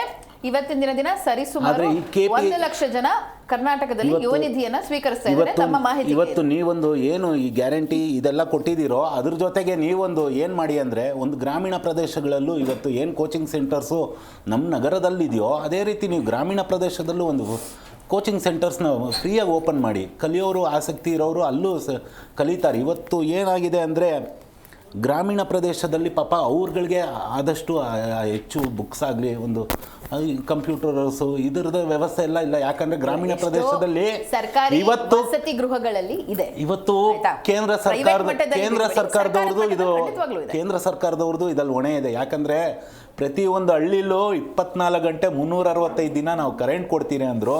ನಾನೆಲ್ಲೂ ದೂರ ಕರ್ಕೊಂಡು ಹೋಗಲ್ಲ, ಇಲ್ಲೇ ಕೋಲಾರ ಕರ್ಕೊಂಡು ಹೋಗ್ತೀನಿ. ದಿನಕ್ಕೆ 6 ರಿಂದ 8 ಅವರ್ ಕರೆಂಟ್ ತೆಗಿತಾ ಇದ್ದಾರೆ. ಎಷ್ಟು ವಿಪರ್ಯಾಸ ಅಂದರೆ ಇವತ್ತು ಮಕ್ಕಳು ಎಲ್ಲಿ ಓದ್ತಾರೆ, ಶಿಕ್ಷಣ ಎಲ್ಲಿ ಸಿಗತ್ತೆ? ಇಲ್ಲ ಲೋಡ್ ಶೆಡ್ಡಿಂಗ್ ಅಲ್ಲಿ ಇವಾಗ ಸಮ್ಮರ್ ಅಲ್ಲಿ ಎಲ್ಲೋ ಒಂದ್ ಕಡೆ ಸಮಸ್ಯೆ ನೀವು ಆಗಿರ್ಬೋದು. ಗ್ರಾಮೀಣ ಪ್ರದೇಶ ನೀವು ಒಂದು ಅಭಿವೃದ್ಧಿ ಮಾಡ್ತೀನಿ ಅನ್ನುವಾಗ ನೀವು ಮಾಡಬೇಕು. ಯಾಕಂದ್ರೆ ಬಡವ್ರ ಮಕ್ಕಳು ಬೆಳಿಬೇಕು ಸ್ವಾಮಿ. ನೀವು ಬಡವ್ರ ಮಕ್ಕಳನ್ನ ಯಾವತ್ತೂ ತುಳಿಯಕ್ಕೆ ಹೋಗ್ಬೇಡ್ರಿ. ಅವ್ರುಗಳೆಲ್ಲ ಒಂದು ಶಕ್ತಿಯಾಗಿ ಹೊರಗಡೆ ಬಂದರೆ ಅದು ಬೇರೆ ಥರ ಧೂಳಿಪಟನೆ ಮಾಡ್ತಾರೆ ಅಂತ ನಾನು ಹೇಳಕ್ಕೆ ಇಷ್ಟಪಡ್ತೀನಿ. ಅಂದ್ರೆ ಈ ಆಸೆ ಕನಸುಗಳು ಎಲ್ಲ ಶ್ರೀಮಂತರಿಗೆ ಮಾತ್ರ ಸೀಮಿತ ಆಗಿದೆ ಅಂತ ಹೇಳ್ತಾ ಇದ್ರಿ. ಬಡವರು ಯಾವುದೇ ಕಾರಣ ಸರ್ಕಾರಿ ಹುದ್ದೆಯನ್ನು ತಗೋಬಾರ್ದು, ಅದೆಲ್ಲವನ್ನ ಶ್ರೀಮಂತರು ಗುತ್ತಿಗೆಯಾಗಿ ಪಡೆದಿದ್ದಾರೆ ಅಂತ. ಶ್ರೀಮಂತರು ಮತ್ತೆ ಇನ್ಫ್ಲೂಯೆನ್ಸ್ ಇಲ್ಲ ಅಂದ್ರೆ ಯಾವುದಕ್ಕೂ ಆಗಲ್ಲ ಅನ್ನೋ ಅದೊಂದು ಸಿಸ್ಟಮ್ ಬಂದ್ಬಿಟ್ಟಿದೆ. ದಯವಿಟ್ಟು ಆ ಸಿಸ್ಟಮ್ಗೆ ಒಂದು ಫುಲ್ ಸ್ಟಾಪ್ ಇಡಬೇಕು ಅಂತ ಕೇಳ್ತೀನಿ ನಾನು. ಮೋದಿ ಸರ್ಕಾರ ಬಂದಾಗಿಂದ 2 ಕೋಟಿ ಜಾಬ್ಗಳನ್ನ ಸೃಷ್ಟಿ ಮಾಡ್ತೀವಿ ಅಂತಂದ್ರು 2014ರಿಂದ ಅವರು ಬಂದಾಗಿಂದ. ಇವತ್ತಿನ ತನಕ 12 ವರ್ಷದಲ್ಲಿ 20,000 ಜಾಬ್ಗಳನ್ನು ಅಂದರೆ ಸರ್ಕಾರಿ ಯೋಜನೆಗಳ ಜಾಬ್ಗಳನ್ನು ಅವರು ಸೃಷ್ಟಿ ಮಾಡಿರುವಂಥದ್ದು. ಇನ್ನೂ ಕೂಡ 20 ಲಕ್ಷ ಇಮ್ಮಿಡಿಯೇಟ್ ನೇಮಕಾತಿ ಆಗಬೇಕಾಗಿರುವಂಥದ್ದು. ಇದೇನೋ ಅವರು ಇಲ್ಲಪ್ಪ ಪರವಾಗಿಲ್ಲ ಎಕ್ಸಾಮ್ ಕಂಡಕ್ಟ್ ಮಾಡೋ ಅಥವಾ PCC ಎಕ್ಸಾಮ್ಗಳಾಗೋ ಅಥವಾ ಸೆಂಟರಿಂದ ಎಕ್ಸಾಮ್ಸ್ಗಳಾಗೋ ಬೇರೆ ಯಾವುದಾದ್ರು ಈ ಉಪ ಎಕ್ಸಾಮ್ಸ್ಗಳಿರುತ್ತೆ UPSC ಅಡಿಯಲ್ಲಿ ಮೇನ್ ಎಕ್ಸಾಮ್ಸ್ಗಳನ್ನ ಬಿಟ್ಟು, ಸೊ IAS IPS ಇದನ್ನು ಬಿಟ್ಟು ಅದರಿಂದ ಮಾಡಬೇಕಾಗಿರುವಂಥದ್ದು ಅಲ್ಲ. ನೇರ ನೇಮಕಾತಿಗಳಿರುವಂಥದ್ದು. ಈಗ ಲಾಸ್ಟ್ ಗ್ರೇಡು ಕ್ಲಾಸ್ 1 ಕ್ಲಾಸ್ ಈ ನಾವು ಪ್ಯೂನ್ ಲೆವೆಲ್ ಅಂತ ಹೇಳ್ತೀವಿ, ಗುಮಾಸ್ತರ ಲೆವೆಲಲ್ಲಿ ಮಾಡುವಂಥದ್ದು. ಸೊ ಇಂತಹ ಸಾಕಷ್ಟು ನೇಮಕಾತಿಗಳು ಡೈರೆಕ್ಟ್ ನೇಮಕಾತಿಗಳು ಇರುವಂಥದ್ದು ಕೇಂದ್ರ ಸರ್ಕಾರದಿಂದ. ಅದು ಎಷ್ಟು 20 ಲಕ್ಷ ಜಾಬ್ಗಳು ಇವತ್ತಿನ ದಿನ ಖಾಲಿ ಇರುವಂಥದ್ದು ಆ್ಯಂಡ್ ಇಮಿಡಿಯೇಟ್ ಭರ್ತಿ ಮಾಡುವಂಥದ್ದು. ಆದರೆ ಅವ್ರಿಗೆ ಇಂಟ್ರೆಸ್ಟೇ ಇಲ್ಲ, ಅವ್ರಿಗೆ ಬೇಕಾಗೇ ಇಲ್ಲ, ಅವ್ರು ಯಾರನ್ನು ತೆಗೆದುಕೊಳ್ಳುವಂಥ ಅವಶ್ಯಕತೆನೇ ಇಲ್ಲ. ಅವ್ರು ಭಾಳ ಸ್ಪಷ್ಟವಾಗಿ ನಿರ್ಧಾರ ಮಾಡಿಬಿಟ್ಟಿದ್ದಾರೆ, ನಾವು ಏನೇ ಇದ್ದರೂ ನಮ್ಮ ಮಾತುಗಳು ಪ್ರಣಾಳಿಕೆಯಲ್ಲಿ ಮಾತ್ರ ಇರುತ್ತೆ, ಆದರೆ ಅದನ್ನು ನಾವು ಯಾವುದೂ ಕೂಡ ಜಾರಿಗೆ ತರೋದಿಲ್ಲ, ಕಾರ್ಯರೂಪಕ್ಕೆ ತರೋದಿಲ್ಲ ಅನ್ನುವಂಥದ್ದು. ಆ್ಯಂಡ್ 2 ಕೋಟಿ ಜಾಬ್ ಆಫರ್ ಮಾಡ್ಕೊಂಡು ಬಂದಂಥವ್ರು 20,000 ಪೂರೈಕೆ ಮಾಡಿದ್ದಾರೆ ಅಂತಂದ್ರೆ ವಾಟ್ ಡಸ್ ದಟ್ ಮೀನ್? ಅಲ್ಲ, ಇದು ಒಂದು. ಆ್ಯಂಡ್ ಇನ್ನೊಂದು, KPSC is not only the responsibility of state government. UPSC ಅಡಿಯಲ್ಲೂ ಕೂಡ ಬರುವಂಥದ್ದು. ಬಿಕಾಸ್ ಯಾಕೆಂತಂದರೆ ಎಲ್ಲ PCCಗಳು ಕೂಡ ಒಂದು ಮೇನ್ ಬಾಡಿ ಏನಿದೆ UPSC, ಅದರ ಒಂದು ಗವರ್ನಿಂಗ್ ಬಾಡಿ ಅಂತ ನಾವು ಹೇಳ್ತೀವಿ UPSCನ. ಸೊ ಎಲ್ಲ ಸ್ಟೇಟ್ PCCಗಳ ಮೇಲೆ UPSC ಕಂಟ್ರೋಲ್ ಇಟ್ಕೊಳ್ಬಹುದು. ಆದರೆ ಇವತ್ತಿನ ತನಕ ಇದನ್ನ ಎಷ್ಟೋ ಜನ ನಮ್ಮ ಕಾಂಗ್ರೆಸ್ ಪಕ್ಷದ ಸಂಸದರು ಮಾನ್ಯ ಪ್ರಧಾನಮಂತ್ರಿಗಳ ಕಚೇರಿಗೆ DIPR ಅಂತ ನಾವೇನು ಹೇಳ್ತೀವಿ ಅವರ ಒಂದು ಇಲಾಖೆಗೆ ದೂರನ್ನು ಕೊಟ್ಟಿದ್ದಾರೆ. UPSCಯಿಂದ ಒಂದು ಇನ್ಫ್ಲೂಯೆನ್ಸ್ ಮಾಡಿ ಇದನ್ನ ಏನಾದರೂ ದಾರಿಗೆ ತರುವಂತ ಪ್ರಯತ್ನ ಮಾಡಬಹುದಾ? ಬಿಕಾಸ್ ಎಷ್ಟೋ ಬಾರಿ ಇದು ರಾಜ್ಯ ಸರ್ಕಾರಕ್ಕೆ ಕೋರ್ಟ್ಗಳನ್ನ ಮೀರ್ಬಿಡಿದೆ. ಸೊ ಕ್ಯಾನ್ ದಿಸ್ ಹ್ಯಾಪನ್ ಅನ್ನುವಂಥದ್ದು. ಆದ್ರೆ ಕೇಂದ್ರ ಸರ್ಕಾರದಿಂದ ಯಾವುದೇ ರೀತಿಯಾದಂತಹ ಹಿಡಿತ ಆಗಲಿ ಅಥವಾ ಇದಕ್ಕೆ ಒಂದು ಸೊಲ್ಯೂಷನ್ ಕೊಡುವಂತ ಪ್ರಯತ್ನ ಮಾಡಿಲ್ಲ. ಇಲ್ಲಿ ಬಂದು ಮಾತಾಡೋದು ಬಿಟ್ಟು ಈಗ ಒಂದೇ ಕೊಠಡಿಯಲ್ಲಿ 11 ಜನ ಪಾಸ್ ಆಗ್ತಾರೆ ಅಂತ ಹೇಳಿದ್ರೆ ಸೀರಿಯಲ್ ಆಗಿ ಅದು ಪಾಸ್ ಆಗಬಾರ್ದು ಅಂತ ಹೇಳಿ, ಹಾಗಂತ ಹೇಳಿ ಟ್ಯಾಲೆಂಟ್ ಇರಬಾರ್ದು ಪಾಸ್ ಆಗಬಾರ್ದು ಅಂತೇನಿಲ್ಲ, ಬಟ್ ಬ್ಯಾಕ್ ಟು ಬ್ಯಾಕ್ ಅಂದರೆ ಅದೇ ಸೀರಿಯಲ್ ನಂಬರ್ ಪಾಸ್ ಆಗ್ತಾರೆ ಅಂತ ಹೇಳಿದ್ರೆ ಇಷ್ಟು ದೊಡ್ಡ ಮಟ್ಟದಲ್ಲಿ ಹಗರಣ ಅಕ್ರಮ ನಡೆದಿದೆಯಲ್ಲ. ರಾಜಕೀಯ ಬಿಟ್ಟಾಕಿ ಪ್ರಾಮಾಣಿಕವಾಗಿ ಇದರ ಬಗ್ಗೆ ನಿಮ್ಮ ಅನಿಸಿಕೆ, ನಿಮ್ಮ ಅಭಿಪ್ರಾಯ? ಒಂದೇ ಕೊಠಡಿ 24 ಜನರ ಪೈಕಿ 11 ಜನ ಅಲ್ಲೇ ಪಾಸ್ ಆಗ್ತಾರೆ ಅಂತ ಹೇಳಿ ನಾನು ಬಹಳ ಕ್ಲಿಯರ್ ಆಗಿ ಹೇಳ್ತಾ ಇದ್ದೀನಿ ಕೇಳಿ. ಇವತ್ತಿನ ದಿನ 24 ಜನರಲ್ಲಿ 11 ಜನ 24 ಜನನೂ ಪಾಸ್ ಆಗಲಿ, ನನ್ನ ಕೇಳಿದ್ರೆ ನಾನು ಹೇಳುವಂಥದ್ದು ಅವರಿಗೆ ಟ್ಯಾಲೆಂಟ್ ಇದ್ರೆ. ಆದರೆ ಈ 11 ಜನ ಪಾಸ್ ಆಗಿರುವಂಥದ್ದು ಶಂಕಿತರು ಅನ್ನುವಂಥ ಒಂದು ಮನೋಭಾವನೆಯಲ್ಲಿ ಸದ್ಯಕ್ಕೆ ನೋಡೋದು ಬೇಡ. Let the enquiry happen. ಅದು ನಿಜವಾಗ್ಲೂ ಆಗಿದ್ರೆ we will be the first people to actually punish the KPSC commissioner or directors or whosoever it is. ಆಯಿತಾ? ಇದನ್ನು ಒಂದು ಇಮಿಡಿಯೇಟ್ ಆಗಿ ಈಗ ಹೇಗಾಗುತ್ತೆ ಅಂದರೆ ದುಡ್ಡಿದ್ದವರೆಲ್ಲ ಕಳ್ಳರು, ದುಡ್ಡಿದ್ದವರೆಲ್ಲ ದರೋಡೆಕೋರರು ಅನ್ನೋ ಒಂದು ಹಣೆಪಟ್ಟಿ ಬಂದ್ಬಿಡುತ್ತಲ್ಲ. ಈ ಒಂದು ವಿಚಾರದಲ್ಲಿ ಅದನ್ನು ತೆಗೆದುಕೊಂಡು ಬರೋದು ಬೇಡ ಅನ್ನೋಂಥದ್ದು. ನೀವು ಕ್ವಶನ್ ಪೇಪರ್ ಲೀಕ್ ಬಗ್ಗೆ ಆಗಿರಬಹುದು, ಅದನ್ನು ಮಾತಾಡಿ, ಅದರಲ್ಲಿ ಏನಾದರೂ ಸಮಸ್ಯೆಗಳಿರೋದ್ರ ಬಗ್ಗೆ ಮಾತಾಡಿ. ಆದರೆ ಇಷ್ಟು ಜನ ಇವತ್ತಿನ ದಿನ ಅವರು ಪಾಸ್ ಆಗ್ಬಿಟ್ಟಿದ್ದಾರೆ ಅನ್ನೋದನ್ನ ನೇರವಾಗಿ ಹೊಣೆಗಾರಿಕೆ ಮಾಡ್ದಿರಾ. ಬಿಕಾಸ್ ಯಾಕೆ ಅಂತಂದ್ರೆ ನಾಳೆ ದಿನ ಅವರು ಪ್ರಾಮಾಣಿಕವಾಗಿ ಬರೆದು ಪಾಸ್ ಆಗಿದ್ರೆ ಅವರುಗಳ ಭವಿಷ್ಯದ ಮೇಲೆ ಇದು ಬರೆ ಬೀಳುವಂಥದ್ದು. ಆಯ್ತಾ? ಅಕಸ್ಮಾತ್ ಅಲ್ಲಿ ಅಕ್ರಮ ನಡೆದಿದ್ರೆ ನಾವು ಈ ಸರ್ಕಾರ ನೊಂದವ್ರ ಜೊತೆ ಇದ್ದೀವಿ. ನಾವು ಈ ಸರ್ಕಾರ ನೊಂದವರಿಗೆ ನ್ಯಾಯವನ್ನು ಕೊಡಿಸ್ತೀವಿ. ನಾವು ಈ ಸರ್ಕಾರವಾಗಿ ಅಲ್ಲಿ ಏನು ಸರಿಪಡಿಸ್ಬೇಕೋ ಅದನ್ನು ಸರಿಪಡಿಸ್ತೀವಿ. ನಾವು ಪಲಾಯನವಾದ ಮಾಡೋದಿಲ್ಲ, ಎಕ್ಸಾಮ್ಗಳನ್ನ ನಡೆಸ್ದಿರ ಸುಮ್ಮನೆ ಕೈ ಕಟ್ಕೊಂಡು ಕೂತ್ಕೊಳ್ಳೋದಿಲ್ಲ. ಆದರೆ ತನಿಖೆ ಆಗೋ ತನಕ ಹಣೆಪಟ್ಟಿಯನ್ನು ಕಟ್ಟೋದು ಬೇಡ ಅನ್ನುವಂಥದ್ದು ಭಾಳ ಸ್ಪಷ್ಟ ನನ್ನ ಅನಿಸಿಕೆ. ಎಸ್ ಶಂಕರ್ ಸರ್ ನೋಡಿ, ಒಂದೇ ಇದರಲ್ಲಿ ಒಂದು ಸೆಂಟ್ರಲ್ಲಿ 40 ಜನ ಸೆಲೆಕ್ಟ್ ಆಗ್ತಾರೆ. ಆಯ್ತು, ಅಲ್ಲಿ ಬುದ್ಧಿವಂತರು ಇರ್ಬೋದು, ಇಲ್ಲ ಅಂತ ಹೇಳ್ತೀನಿ, 40 ಜನ ಎಲಿಜಿಬಲ್ ಇರ್ಬೋದು. ಹಾಗಾದರೆ ಒಂದು ಕೆಲಸ ಮಾಡಿಬಿಡ್ಲಿ, ಇವರೆಲ್ಲ ಸೆಲೆಕ್ಟ್ ಆದವ್ರು ಮೋಸ್ಟ್ ಆಫ್ ದ ಜನ ರಾಜಕಾರಣಿಗಳ ಸಂಬಂಧಿಕರು, ಕಮಿಷನರ್ಗಳ ಸಂಬಂಧಿಕರು, SP ಗಳ ಸಂಬಂಧಿಕರು, ಈ ಥರ ಒಂದು ರಾಜಕೀಯ ಹಿನ್ನೆಲೆ ಮತ್ತು ಅಧಿಕಾರಿಗಳ ಹಿನ್ನೆಲೆ ಉಳ್ಳಂಥ ಜನ ಆಗಿದ್ದಾರೆ ಇವರೆಲ್ಲ. ಆಯಿತು, ಅವ್ರುಗಳಿಗೆ ಮಾತ್ರ ಅವರಲ್ಲಿ ಟ್ಯಾಲೆಂಟ್ ಇಲ್ಲ ಅಂತನಾ? ಇಲ್ಲ, ಇರ್ಬೋದು. ಅವ್ರುಗಳು ಮಾತ್ರ ಟ್ಯಾಲೆಂಟು. ರೈತನ ಮಗ, ಬಡವನ ಮಗ, ಬೀದಿಯಲ್ಲಿ ಕೂತ್ಕೊಂಡು ತರಕಾರಿ ಮರೋರ್ ಮಕ್ಕಳು, ಇವ್ರು ಯಾರಿಗೂ ಟ್ಯಾಲೆಂಟ್ ಇಲ್ಲ ಅಂತ ಅರ್ಥನ? ಎಷ್ಟು ಜನ ಅದ್ರಲ್ಲಿ ಸೆಲೆಕ್ಟ್ ಅದೇ ನೀವು ಹೇಳಿ ಗೊತ್ತಾಯ್ತು. ಅಪ್ಪನ ದುಡ್ಡಲ್ಲಿ ಶೋಕಿ ಮಾಡೋರು ಎಲ್ಲಿಂದ ಟ್ಯಾಲೆಂಟ್ ಇರ್ತಾರೆ ಅಂತ ನೀವು ಹೇಳಿಲ್ಲ. ನಾನು ಹೇಳ್ತಿಲ್ಲ, ಅವ್ರಿಗೆ ಇರ್ಬೋದು, ಅವ್ರಿಗೆ ಇರ್ಬೋದು. ಒಂದು ನಿಮಿಷ, ಅವರಿಗೆ ಬಡತನ ಅನ್ನೋದು ಗೊತ್ತಿಲ್ಲ, ಜೀವನದ ಬಗ್ಗೆ ಬೆಲೆ ಗೊತ್ತಿರೋದಿಲ್ಲ. ಅದೇ ನೀವು ಹೇಳ್ತಾರೆ, ಬಡತನ ಅನ್ನೋದು ಗೊತ್ತಿರೋದಿಲ್ಲ, ಜೀವನದ ಬೆಲೆ ಅನ್ನೋದು ಗೊತ್ತಿರೋದಿಲ್ಲ. ಇಲ್ಲ, ಆಗ್ಲಿ ಅವ್ರು ತಂದೆ ತಾತರ ಅಪ್ಪನ ದುಡ್ಡಲ್ಲಿ ಶೋಕಿ ಮಾಡಿದವರಿಗೆ ಏನ್ ಗೊತ್ತಿರೋ? ಬರೀ ಅವರೇ ಯಾಕೆ ಅಂತ ನಾನು ಕೇಳ್ತಿರೋದು, ಬರೀ ಅವರೇ ಯಾಕೆ ಅಂತ. ಎರಡನೇ ವಿಚಾರ, ನದಾಪ್ ಅಂತೇಳಿ ಒಂದು 4 ಜನ ಸೆಲೆಕ್ಟ್ ಆಗಿದ್ದಾರೆ. ಸೀರಿಯಲ್ ನಂಬರ್ಗಳು 1, 2 ನಂಬರ್ ಹಿಂದೆ ಮುಂದೆ ಇದೆ. ಅವರು ಒಂದೇ ಸೆಂಟರ್ ಅವರು. ಹೇಗೆ ಇದೆಲ್ಲ ಸಾಧ್ಯ ಆಗ್ತದೆ ಸರ್ಕಾರದಲ್ಲಿ? ಆಮೇಲೆ ನಿಮ್ ಸರ್ಕಾರದ ಅಡಿನೇ ಬರೋದು ಮೇಡಮ್. ನೋಡಿ, ನಾನು ಅವ್ರು ಮಾತಾಡುವಾಗ ಸೈಲೆಂಟ್ ಆಗಿ ಕೇಸ್ ಕೇಳಿದ್ದೀನಿ. ಅವ್ರು ಪಾಯಿಂಟ್ ಮಾಡ್ಕೊಳ್ಳಿ, ಆಮೇಲೆ ಮಾತಾಡ್ಲಿ. ವಿಚಾರದಲ್ಲಿ ಅಕ್ರಮ ನಡೆದಿದ್ರೆ ನಾವು ಅದನ್ನ ಕ್ರಮವನ್ನ ತೆಗೆದುಕೊಳ್ತೀವಿ. ನೀವು ಸರ್ಕಾರನ ದೂರಬೇಡಿ. ಅದಕ್ಕೆ ಸರ್ಕಾರದ ಅಡಿಯಲ್ಲೇ ಬರೋದು ಮೇಡಮ್. ಅದು ಕೊನೆಗೆ ಯಾರು ಕೊಟ್ಟರು ರಿಪೋರ್ಟ್, ಯಾರು ಸಬ್ಮಿಟ್ ಆಯ್ತು ಕೊನೆಗೆ? ನಿಮ್ಮ ಮುಖ್ಯಮಂತ್ರಿಗಳಿಗೆ ಆಯ್ತಲ್ವಾ? ನಾವು ಮಾತಾಡಿದೀವಿ. ಮಾನ್ಯ ಗೃಹ ಸಚಿವರು ಪರಮೇಶ್ವರ್ ಅವರು ಬಹಳ ಸೀರಿಯಸ್ ಆಗಿ ವಿಚಾರವನ್ನ ತೆಗೆದುಕೊಂಡಿದ್ದಾರೆ. ಅಲ್ಲಿ ಏನಾದ್ರೂ ಅಕ್ರಮ ನಡೆದಿದ್ದೇ ಹೌದಾದಲ್ಲಿ ನಾವು ಯಾರನ್ನೂ ಕೂಡ ಸುಮ್ಮನೆ ಬಿಡೋದಿಲ್ಲ, ಎಸ್ಪೆಷಲಿ ಈ ಒಂದು ವಿಚಾರದಲ್ಲಿ. Because we are actually reforming KPSC. ನಮಗೆ ಬಹಳ ಒಂದು ಕನಸಿದೆ KPSC ಬಗ್ಗೆ. KPSC ಆಕ್ಚುಲಿ ಕರ್ನಾಟಕ ಎಲ್ಲದರಲ್ಲೂ ಕೂಡ ಮಾದರಿ ಇಡೀ ದೇಶಕ್ಕೆ. ಸೊ ಈ PCC ಎಕ್ಸಾಮ್ಗಳು ಅಂದ್ರೆ ಕರ್ನಾಟಕ ನಾಗರಿಕ ಸೇವೆ ಯಾವ ವಿಚಾರದಲ್ಲಿ ಮಾದರಿ? ನೀವು ಕರ್ನಾಟಕನ ನೀವಿಲ್ಲಿ ಮಾಧ್ಯಮದವರು ಕೂತ್ಕೊಂಡು ನೋ ಪ್ಲೀಸ್ ಕರ್ನಾಟಕನ ಅವಹೇಳನ ಮಾಡಬೇಡಿ. ಕರ್ನಾಟಕ ಯಾವ್ದಕ್ಕೆ ಮಾದರಿ ಅಂತ ನಾನು ಇವತ್ತಿನ ದಿನ ಕೂತ್ಕೊಂಡು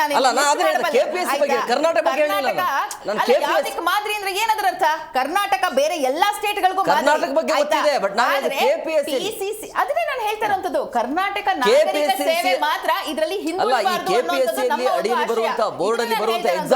ಪತ್ರಕರ್ತರಾಗಿ ಜಸ್ಟ್ ಪ್ರಶ್ನೆ ಕೇಳಬೇಕು ಅನ್ನೋ ಒಂದು ಕಾರಣಕ್ಕೆ ಕರ್ನಾಟಕನ ಅವಹೇಳನ ಮಾಡಬೇಡಿ ದಯವಿಟ್ಟು. ನಾನು ಕರ್ನಾಟಕನ ಅವಹೇಳನ ಮಾಡ್ತಾ ಇಲ್ಲ, ಬಟ್ ನಾನು ಕೇಳ್ತಾ ಇರೋದು ಈ KPSC ಬೋರ್ಡ್ ಅಲ್ಲಿ ಬರುವಂತ ಎಕ್ಸಾಮ್ ಗಳನ್ನ ಯಾವ್ದನ್ನ ನೀವು ನಿಯತ್ತಾಗಿ ಮಾಡಿದ್ರಿ? ಒಂದು ಕ್ವಶ್ಚನ್ ಪೇಪರ್ ಲೀಕ್ ಆಗಬೇಕು, ಇಲ್ಲಾಂದ್ರೆ ದುಡ್ಡು ಕೊಡಬೇಕು.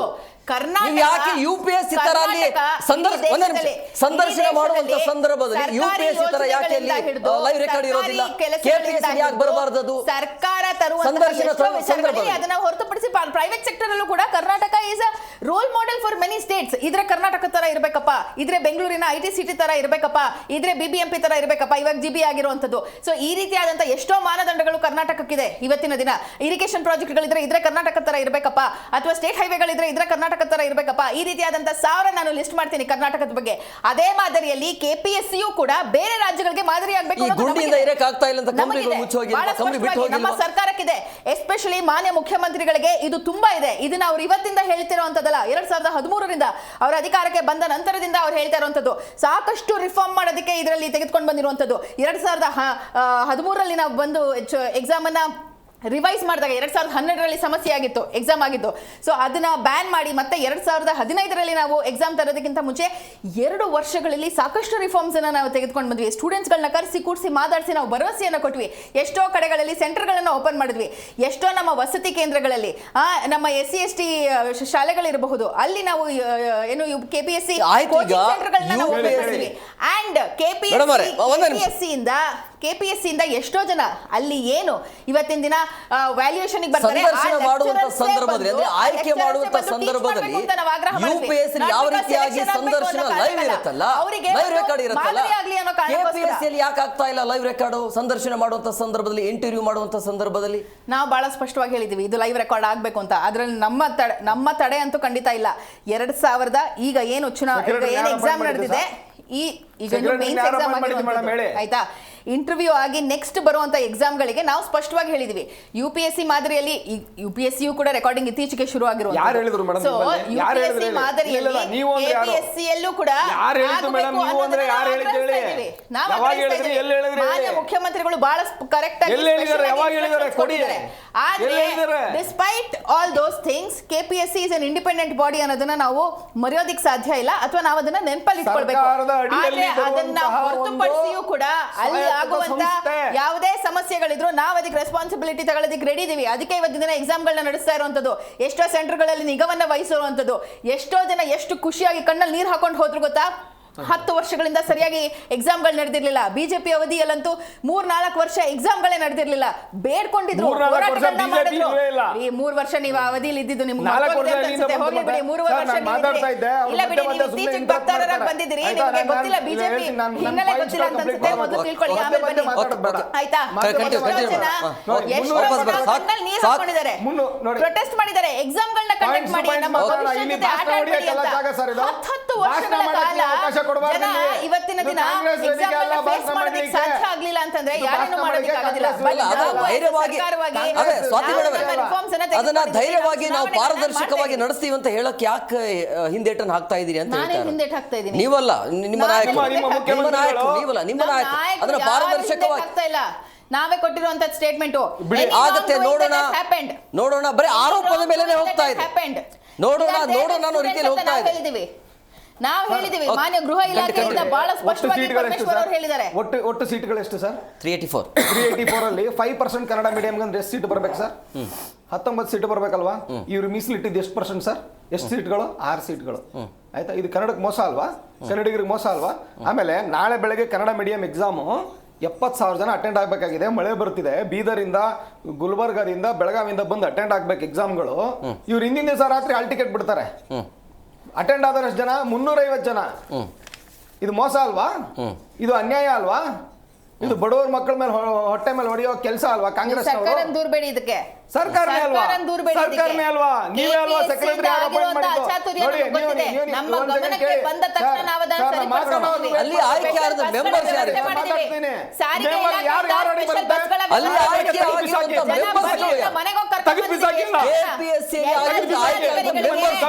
ಎಲ್ಲ ಜಿಲ್ಲಾಧಿಕಾರಿಗಳಿಗೆ ನಾವು ಇನ್ಸ್ಟ್ರಕ್ಷನ್ಸ್ ಕೊಟ್ಟಿದೀವಿ. ಹಾಲ್ ಟಿಕೆಟ್ ಬಿಡುಗಡೆ ಆಗಿದೆ ಅಂಡ್ ಇವ್ರು ಮಾತಾಡ್ತಾ ಇರುವಂತದ್ದು ಪ್ರಾಬ್ಲಮ್ ಇದ್ದು ಕೆಲವು ಹಾಲ್ ಟಿಕೆಟ್ ಗಳ ಬಗ್ಗೆ ಮಾತಾಡ್ತಾ ಇದ್ದಾರೆ.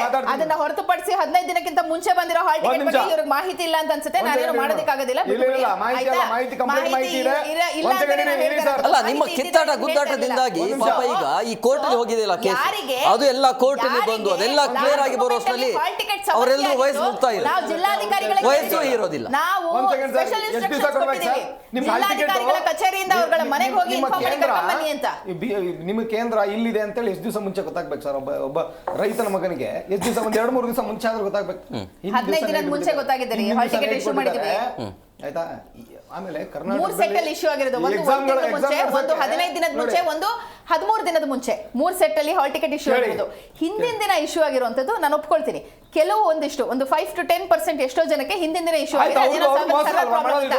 ಆದ್ರೆ ಅದು ಆಗಿದ್ದ ತಕ್ಷಣ ಜಿಲ್ಲಾಧಿಕಾರಿಗಳಿಗೆ ಹಿಂದಿನ ದಿನ ಯಾರು ಡಿಸಿಗಳು ಏನು ಪೊಲೀಸ್ ದಫೆದಾರ್ಗಳನ್ನ ಕಳಿಸಿ ಅವ್ರನ್ನ ಎಕ್ಸಾಮ್ ಕರ್ಕೊಂಡ್ ಬರುವಂತ ಕೆಲಸ ಮಾಡಿದ್ದಾರೆ. ದಿನಾಂಕ ಗೊತ್ತಿತ್ತಲ್ಲ, ನೀವು ಒಂದು ವಿರೋಧ ಪಕ್ಷ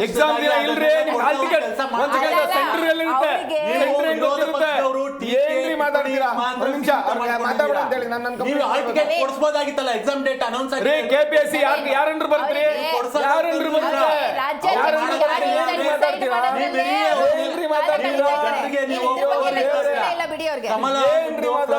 ಜನರಿಗೂ ನೀವು ಫ್ಲವರೇ ಕೊಡ್ತಾ ಇದೀವಿ. ಹೌದೌದು, ನೀವು ಎಲ್ಲ ಲಿಕ್ಕರ್ ತಿಂದ್ರಲ್ಲ, ಜೈಲ್ಗೆ ಹೋಗಿ ಬಂದ್ರಲ್ಲ. ಹೌದು, ಅದಕ್ಕೆ ನೀವು ಜೈಲಲ್ಲಿ ಕೂತ್ಕೊತೀರ. ಜೈಲಲ್ಲೇ ಹನುಮಾನ್ ಚಾಲೀಸ ಬರ್ದಿದ್ದು ಜೈಲಲ್ಲೇ. ಇವರು ಲಿಂಗಾಯತರು ಅಂತ ಅವ್ರು ಹನುಮಾನ್ ಚಾಲೀಸ, ನೀವು ರಾಮನ ಭಕ್ತರು, ಹನುಮಾನ್ ಚಾಲೀಸ ಬರ್ದಿದ್ದು ಜೈಲಲ್ಲೇ. ರೈತನ ಮಕ್ಕಳು ಸ್ಟೂಡೆಂಟ್ಸ್ ಗಳ ಪರವಾಗಿ ಮಾತಾಡಕ್ ಬಂದಿರೋದು. ಅದನ್ನ ಬಿಟ್ಬಿಟ್ಟು ಲಿಂಗಾಯತ ಹನುಮಾನ್ ಚಾಲೀಸ ಯಾಕ್ರಿ? ಲಿಕ್ಕರ್ ಏನಕ್ರಿ? ಯುವಕರ್ ಲಿಕ್ಕರ್ ಬಗ್ಗೆ ನಾ ಹೇಳಕ್ ಯುವಕರ್ ಲಿಕ್ಕರ್ ಬಗ್ಗೆ ಹೇಳಕ ಬಂದಿರೋದು ನೀವು. 23ರ ಚುನಾವಣೆಯಲ್ಲಿ ಶೋಭಾ ಕರಂದ್ಲಾಜೆ ಅವರು ಚುನಾವಣೆ ಬಿಡ್ರಿ, ಶೋಭಾ ಕರಂದ್ಲಾಜೆ ಅವರು ಯುವಕರ್ ನೀವು ಲಿಕ್ಕರ್ ಬಗ್ಗೆ ಹೇಳಕ ಬಂದಿದ್ದೀರಾ? ನೀಟ್ ಎಕ್ಸಾಮ್ ಅಲ್ಲಿ ನಾವು ಡೆಲ್ಲಿ ಸರ್ಕಾರದಲ್ಲಿ ಎಷ್ಟು ಜನ ಗೌರವದಿಂದ ಕೊಡ್ತಿದ್ದೀವಿ ಬಿಜೆಪಿಯ ನಾಯಕರು ಹನುಮಾನ್ ಚಾಲೀಸ ಓದ್ಬಾರ್ದು. Swati madam okay Swati madam ಅವರೇ ಅಮಿತ್ ಶಾ ಜೈಲ್ಗೆ ಹೋಗಿಲ್ಲ, ಅವರು ಡೈರೆಕ್ಟ್ ಸ್ವಾತಿ ಮೇಡಮ್ ಅವರೇ ಶ್ರೀಮಂತರಿಗೆ ಮಾತ್ರ ಅಲ್ಲ, ಶ್ರೀಮಂತರಿಗೆ ಮಾತ್ರ ಸರ್ಕಾರಿ ನೌಕರಿನಾ? ಯಾರು ಹೇಳಿದ್ದು? ಯಾರು ಹೇಳಿದ್ದು? ಕೋಟಿ ಕೋಟಿ ರೂಪಾಯಿಗೆ ಡೀಲ್ ಆಗ್ತಿದಿಲ್ಲ ಶ್ರೀಮಂತರು ಇವತ್ತಿನ ದಿನ ಕೋಟಿ ಕೋಟಿ ಅಲ್ಲ, ನೀವು ಅನೌನ್ಸ್ ಮಾಡಬೇಡಿ, ಎಕ್ಸಾಮ್ ಬರೆಯಕ್ಕಿಲ್ಲ ಅದನ್ನ ಅನೌನ್ಸ್ ಮಾಡಬೇಡಿ. ಒಂದು ಹುದ್ದೆ ಇಂತಿಷ್ಟಕ್ಕೆ ಹರಾಜು ಆಗತ್ತೆ ಅಂತ ಹರಾಜು ಆಗ್ಬಿಡಿ ಅದನ್ನ. ಇಲ್ಲ ಇಲ್ಲ ಇಲ್ಲ, ಎಷ್ಟು ಜನ ಇವತ್ತಿನ ದಿನ ಬಡವರು, ಎಷ್ಟು ಜನ ಇವತ್ತಿನ ದಿನ ಸರ್ಕಾರಿ ನೌಕರಿ. ನಿಮಗೆ ವಿಧಾನಸೌಧದ ಮೇಲೆ ಒಂದು ಬೋರ್ಡ್ ಇದೆ, ಕೈ ಮುಗಿದು ಒಳಗೆ ಬಾ ಅಂತ, ಆಯ್ತಾ? ಸೊ ಸರ್ಕಾರಿ ಕೆಲಸ ಅಂತಂದ್ರೆ ದೇವ್ರ ಕೆಲಸ ಅಂತ ಹೇಳ್ತಾರೆ. ನಮ್ಮ ತಂದೆ ತಾಯಿ ಎಲ್ಲರೂ ಕೂಡ ಸರ್ಕಾರಿ ಕೆಲಸದಿಂದನೇ ಬಂದು ಇವತ್ತಿನ ದಿನ ನಾವು ನಾನು ಇಲ್ಲಿ ಬಂದು ಕೂತಿದ್ದೀನಿ ಅಂತಂದ್ರೆ ನಾನು ಸರ್ಕಾರಿ ಊಟ ಮಾಡ್ಕೊಂಡೇ ಇಲ್ಲಿ ಬಂದಿರುವಂಥದ್ದು. ನಾವು ಯಾರು ಕೂಡ ಗೋಲ್ಡ್ ಸ್ಪೂನ್ ಇಟ್ಕೊಂಡು ಸಿಲ್ವರ್ ಸ್ಪೂನ್ ಇಟ್ಕೊಂಡು ಹುಟ್ಟಿದಂಥವ್ರಲ್ಲ. ನಮ್ಮ ಎಲ್ರಿಗೂ ಕೂಡ ಒಂದು ಬದುಕನ್ನ ಕಟ್ಕೊಟ್ಟಿದೆ ಅಂತಂದ್ರೆ ಕರ್ನಾಟಕದಲ್ಲಾಗಿರ್ಬೋದು ಅಥವಾ ದೇಶದ ಮಟ್ಟದಲ್ಲಾಗಿರ್ಬೋದು, ಅದೆಲ್ಲವೂ ಕೂಡ ಸರ್ಕಾರಿ ಕೆಲಸಗಳೇ. ಇತ್ತೀಚೆಗೆ ಅದು ನಾವು ಬಂದು ಜಾಗತೀಕರಣವನ್ನು ಓಪನ್ ಮಾಡಿದಾಗ ಈ ಜಗತ್ತಿಗೆ 90ರ ದಶಕದ ನಂತರದಲ್ಲಿ ನೀವು ಪ್ರೈವೇಟ್ ಜಾಬ್ಗಳನ್ನ ನೋಡೋದಕ್ಕೆ ಸಾಧ್ಯ ಐತೆ ಹೊರತು ಅದಕ್ಕಿಂತ ಹೊರತುಪಡಿಸಿದ್ರೆ ಸರ್ಕಾರಿ ಕೆಲಸಗಳ ಮೇಲೇ ಅವಲಂಬಿತವಾಗಿರುವಂಥದ್ದು. ನೀವು ನಂಬ್ತಿರೋ ಬಿಡ್ತಿರೋ, ಕಳೆದ 10 ವರ್ಷಗಳ ಹಿಂದೆ ಸರ್ಕಾರಿ ಕೆಲಸಗಳನ್ನ ತೆಗೆದುಕೊಳ್ಳಿ ಅಂತ ಬೇಡ್ಕೊಳ್ಳುವಂತ ಪರಿಸ್ಥಿತಿ ಇತ್ತು. ಬನ್ನಿ ಸರ್ಕಾರಿ ಕೆಲಸಗಳನ್ನ ತೆಗೆದುಕೊಳ್ಳಿ, ಇಲ್ಲಿ ಬನ್ನಿ, ನಿಮಗೆ ಸುಭದ್ರವಾದಂತಹ ನೆಲೆಯನ್ನ ಒಂದು ಏನ್ ಗೊತ್ತಾ, ಇನ್ಫ್ಲೇಷನ್ ರೇಟ್ ಜಾಸ್ತಿ ಆಯ್ತು 2014ರಲ್ಲಿ ಮೋದಿ ಸರ್ಕಾರ ಬಂದ ನಂತರದಲ್ಲಿ. ಸರ್ಕಾರಿ ಕೆಲಸಗಳನ್ನ ಕೊಡಿ ಅಂತಂದ್ರೂ ಇವ್ರು ಕೊಡೋದಕ್ಕೆ ರೆಡಿ ಇಲ್ಲ, ಆಯ್ತಾ? ಇವತ್ತಿನ ಪರಿಸ್ಥಿತಿ ದೇಶದಲ್ಲಿ ಇರುವಂತದ್ದು ಇದು. ದೇಶದಲ್ಲಿ ಇರುವಂತ ಪರಿಸ್ಥಿತಿಗೆ ನಾವು ಹೊಣೆಗಾರರಲ್ಲ. ಆದ್ರೆ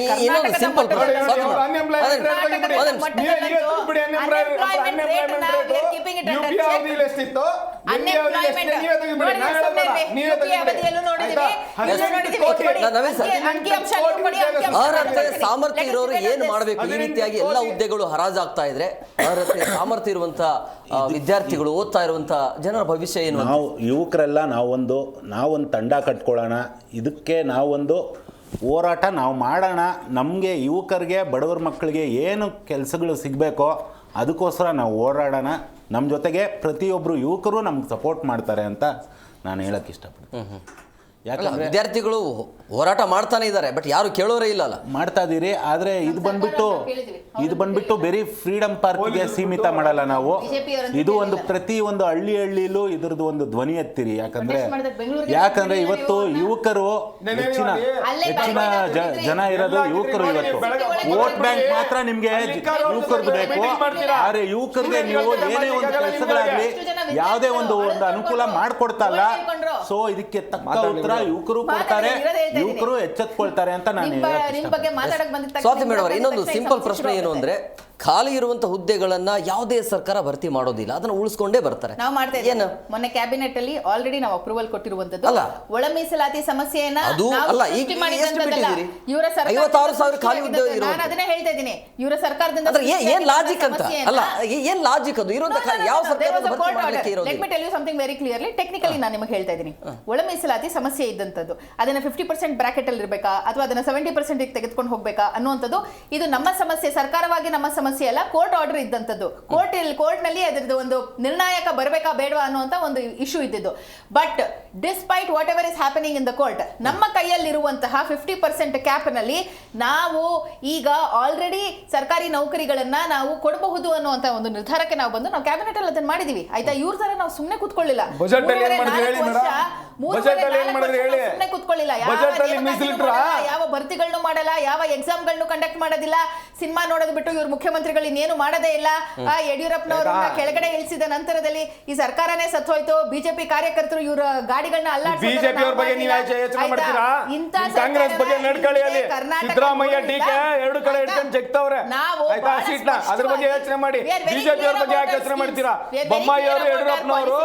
ರಾಜ್ಯಕ್ಕೆ ಅದ್ಭುತವಾದ ಕೊಡುಗೆ ಇದನ್ನ ಹೇಗೆ ಸರಿ ಮಾಡ್ತೀರಿ ಹೇಳಿ?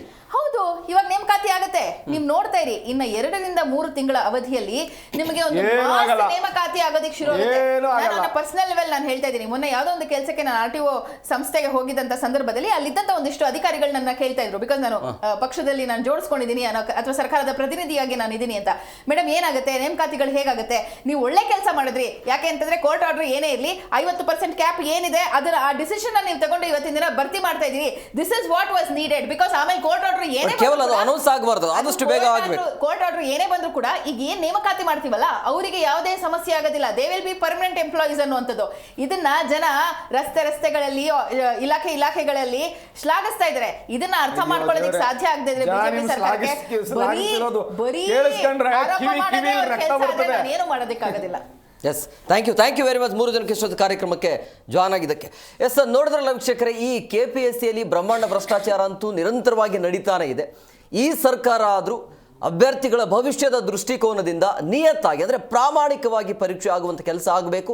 ಆಮೇಲೆ ಸಂದರ್ಶನ ಮಾಡುವಂಥ ಸಂದರ್ಭದಲ್ಲಿ ಅದೆಲ್ಲವೂ ಕೂಡ ರೆಕಾರ್ಡಿಂಗ್ ಇದ್ದರೆ ಇನ್ನೂ ಕೂಡ ಕ್ಲಾರಿಟಿ ಇರುತ್ತೆ.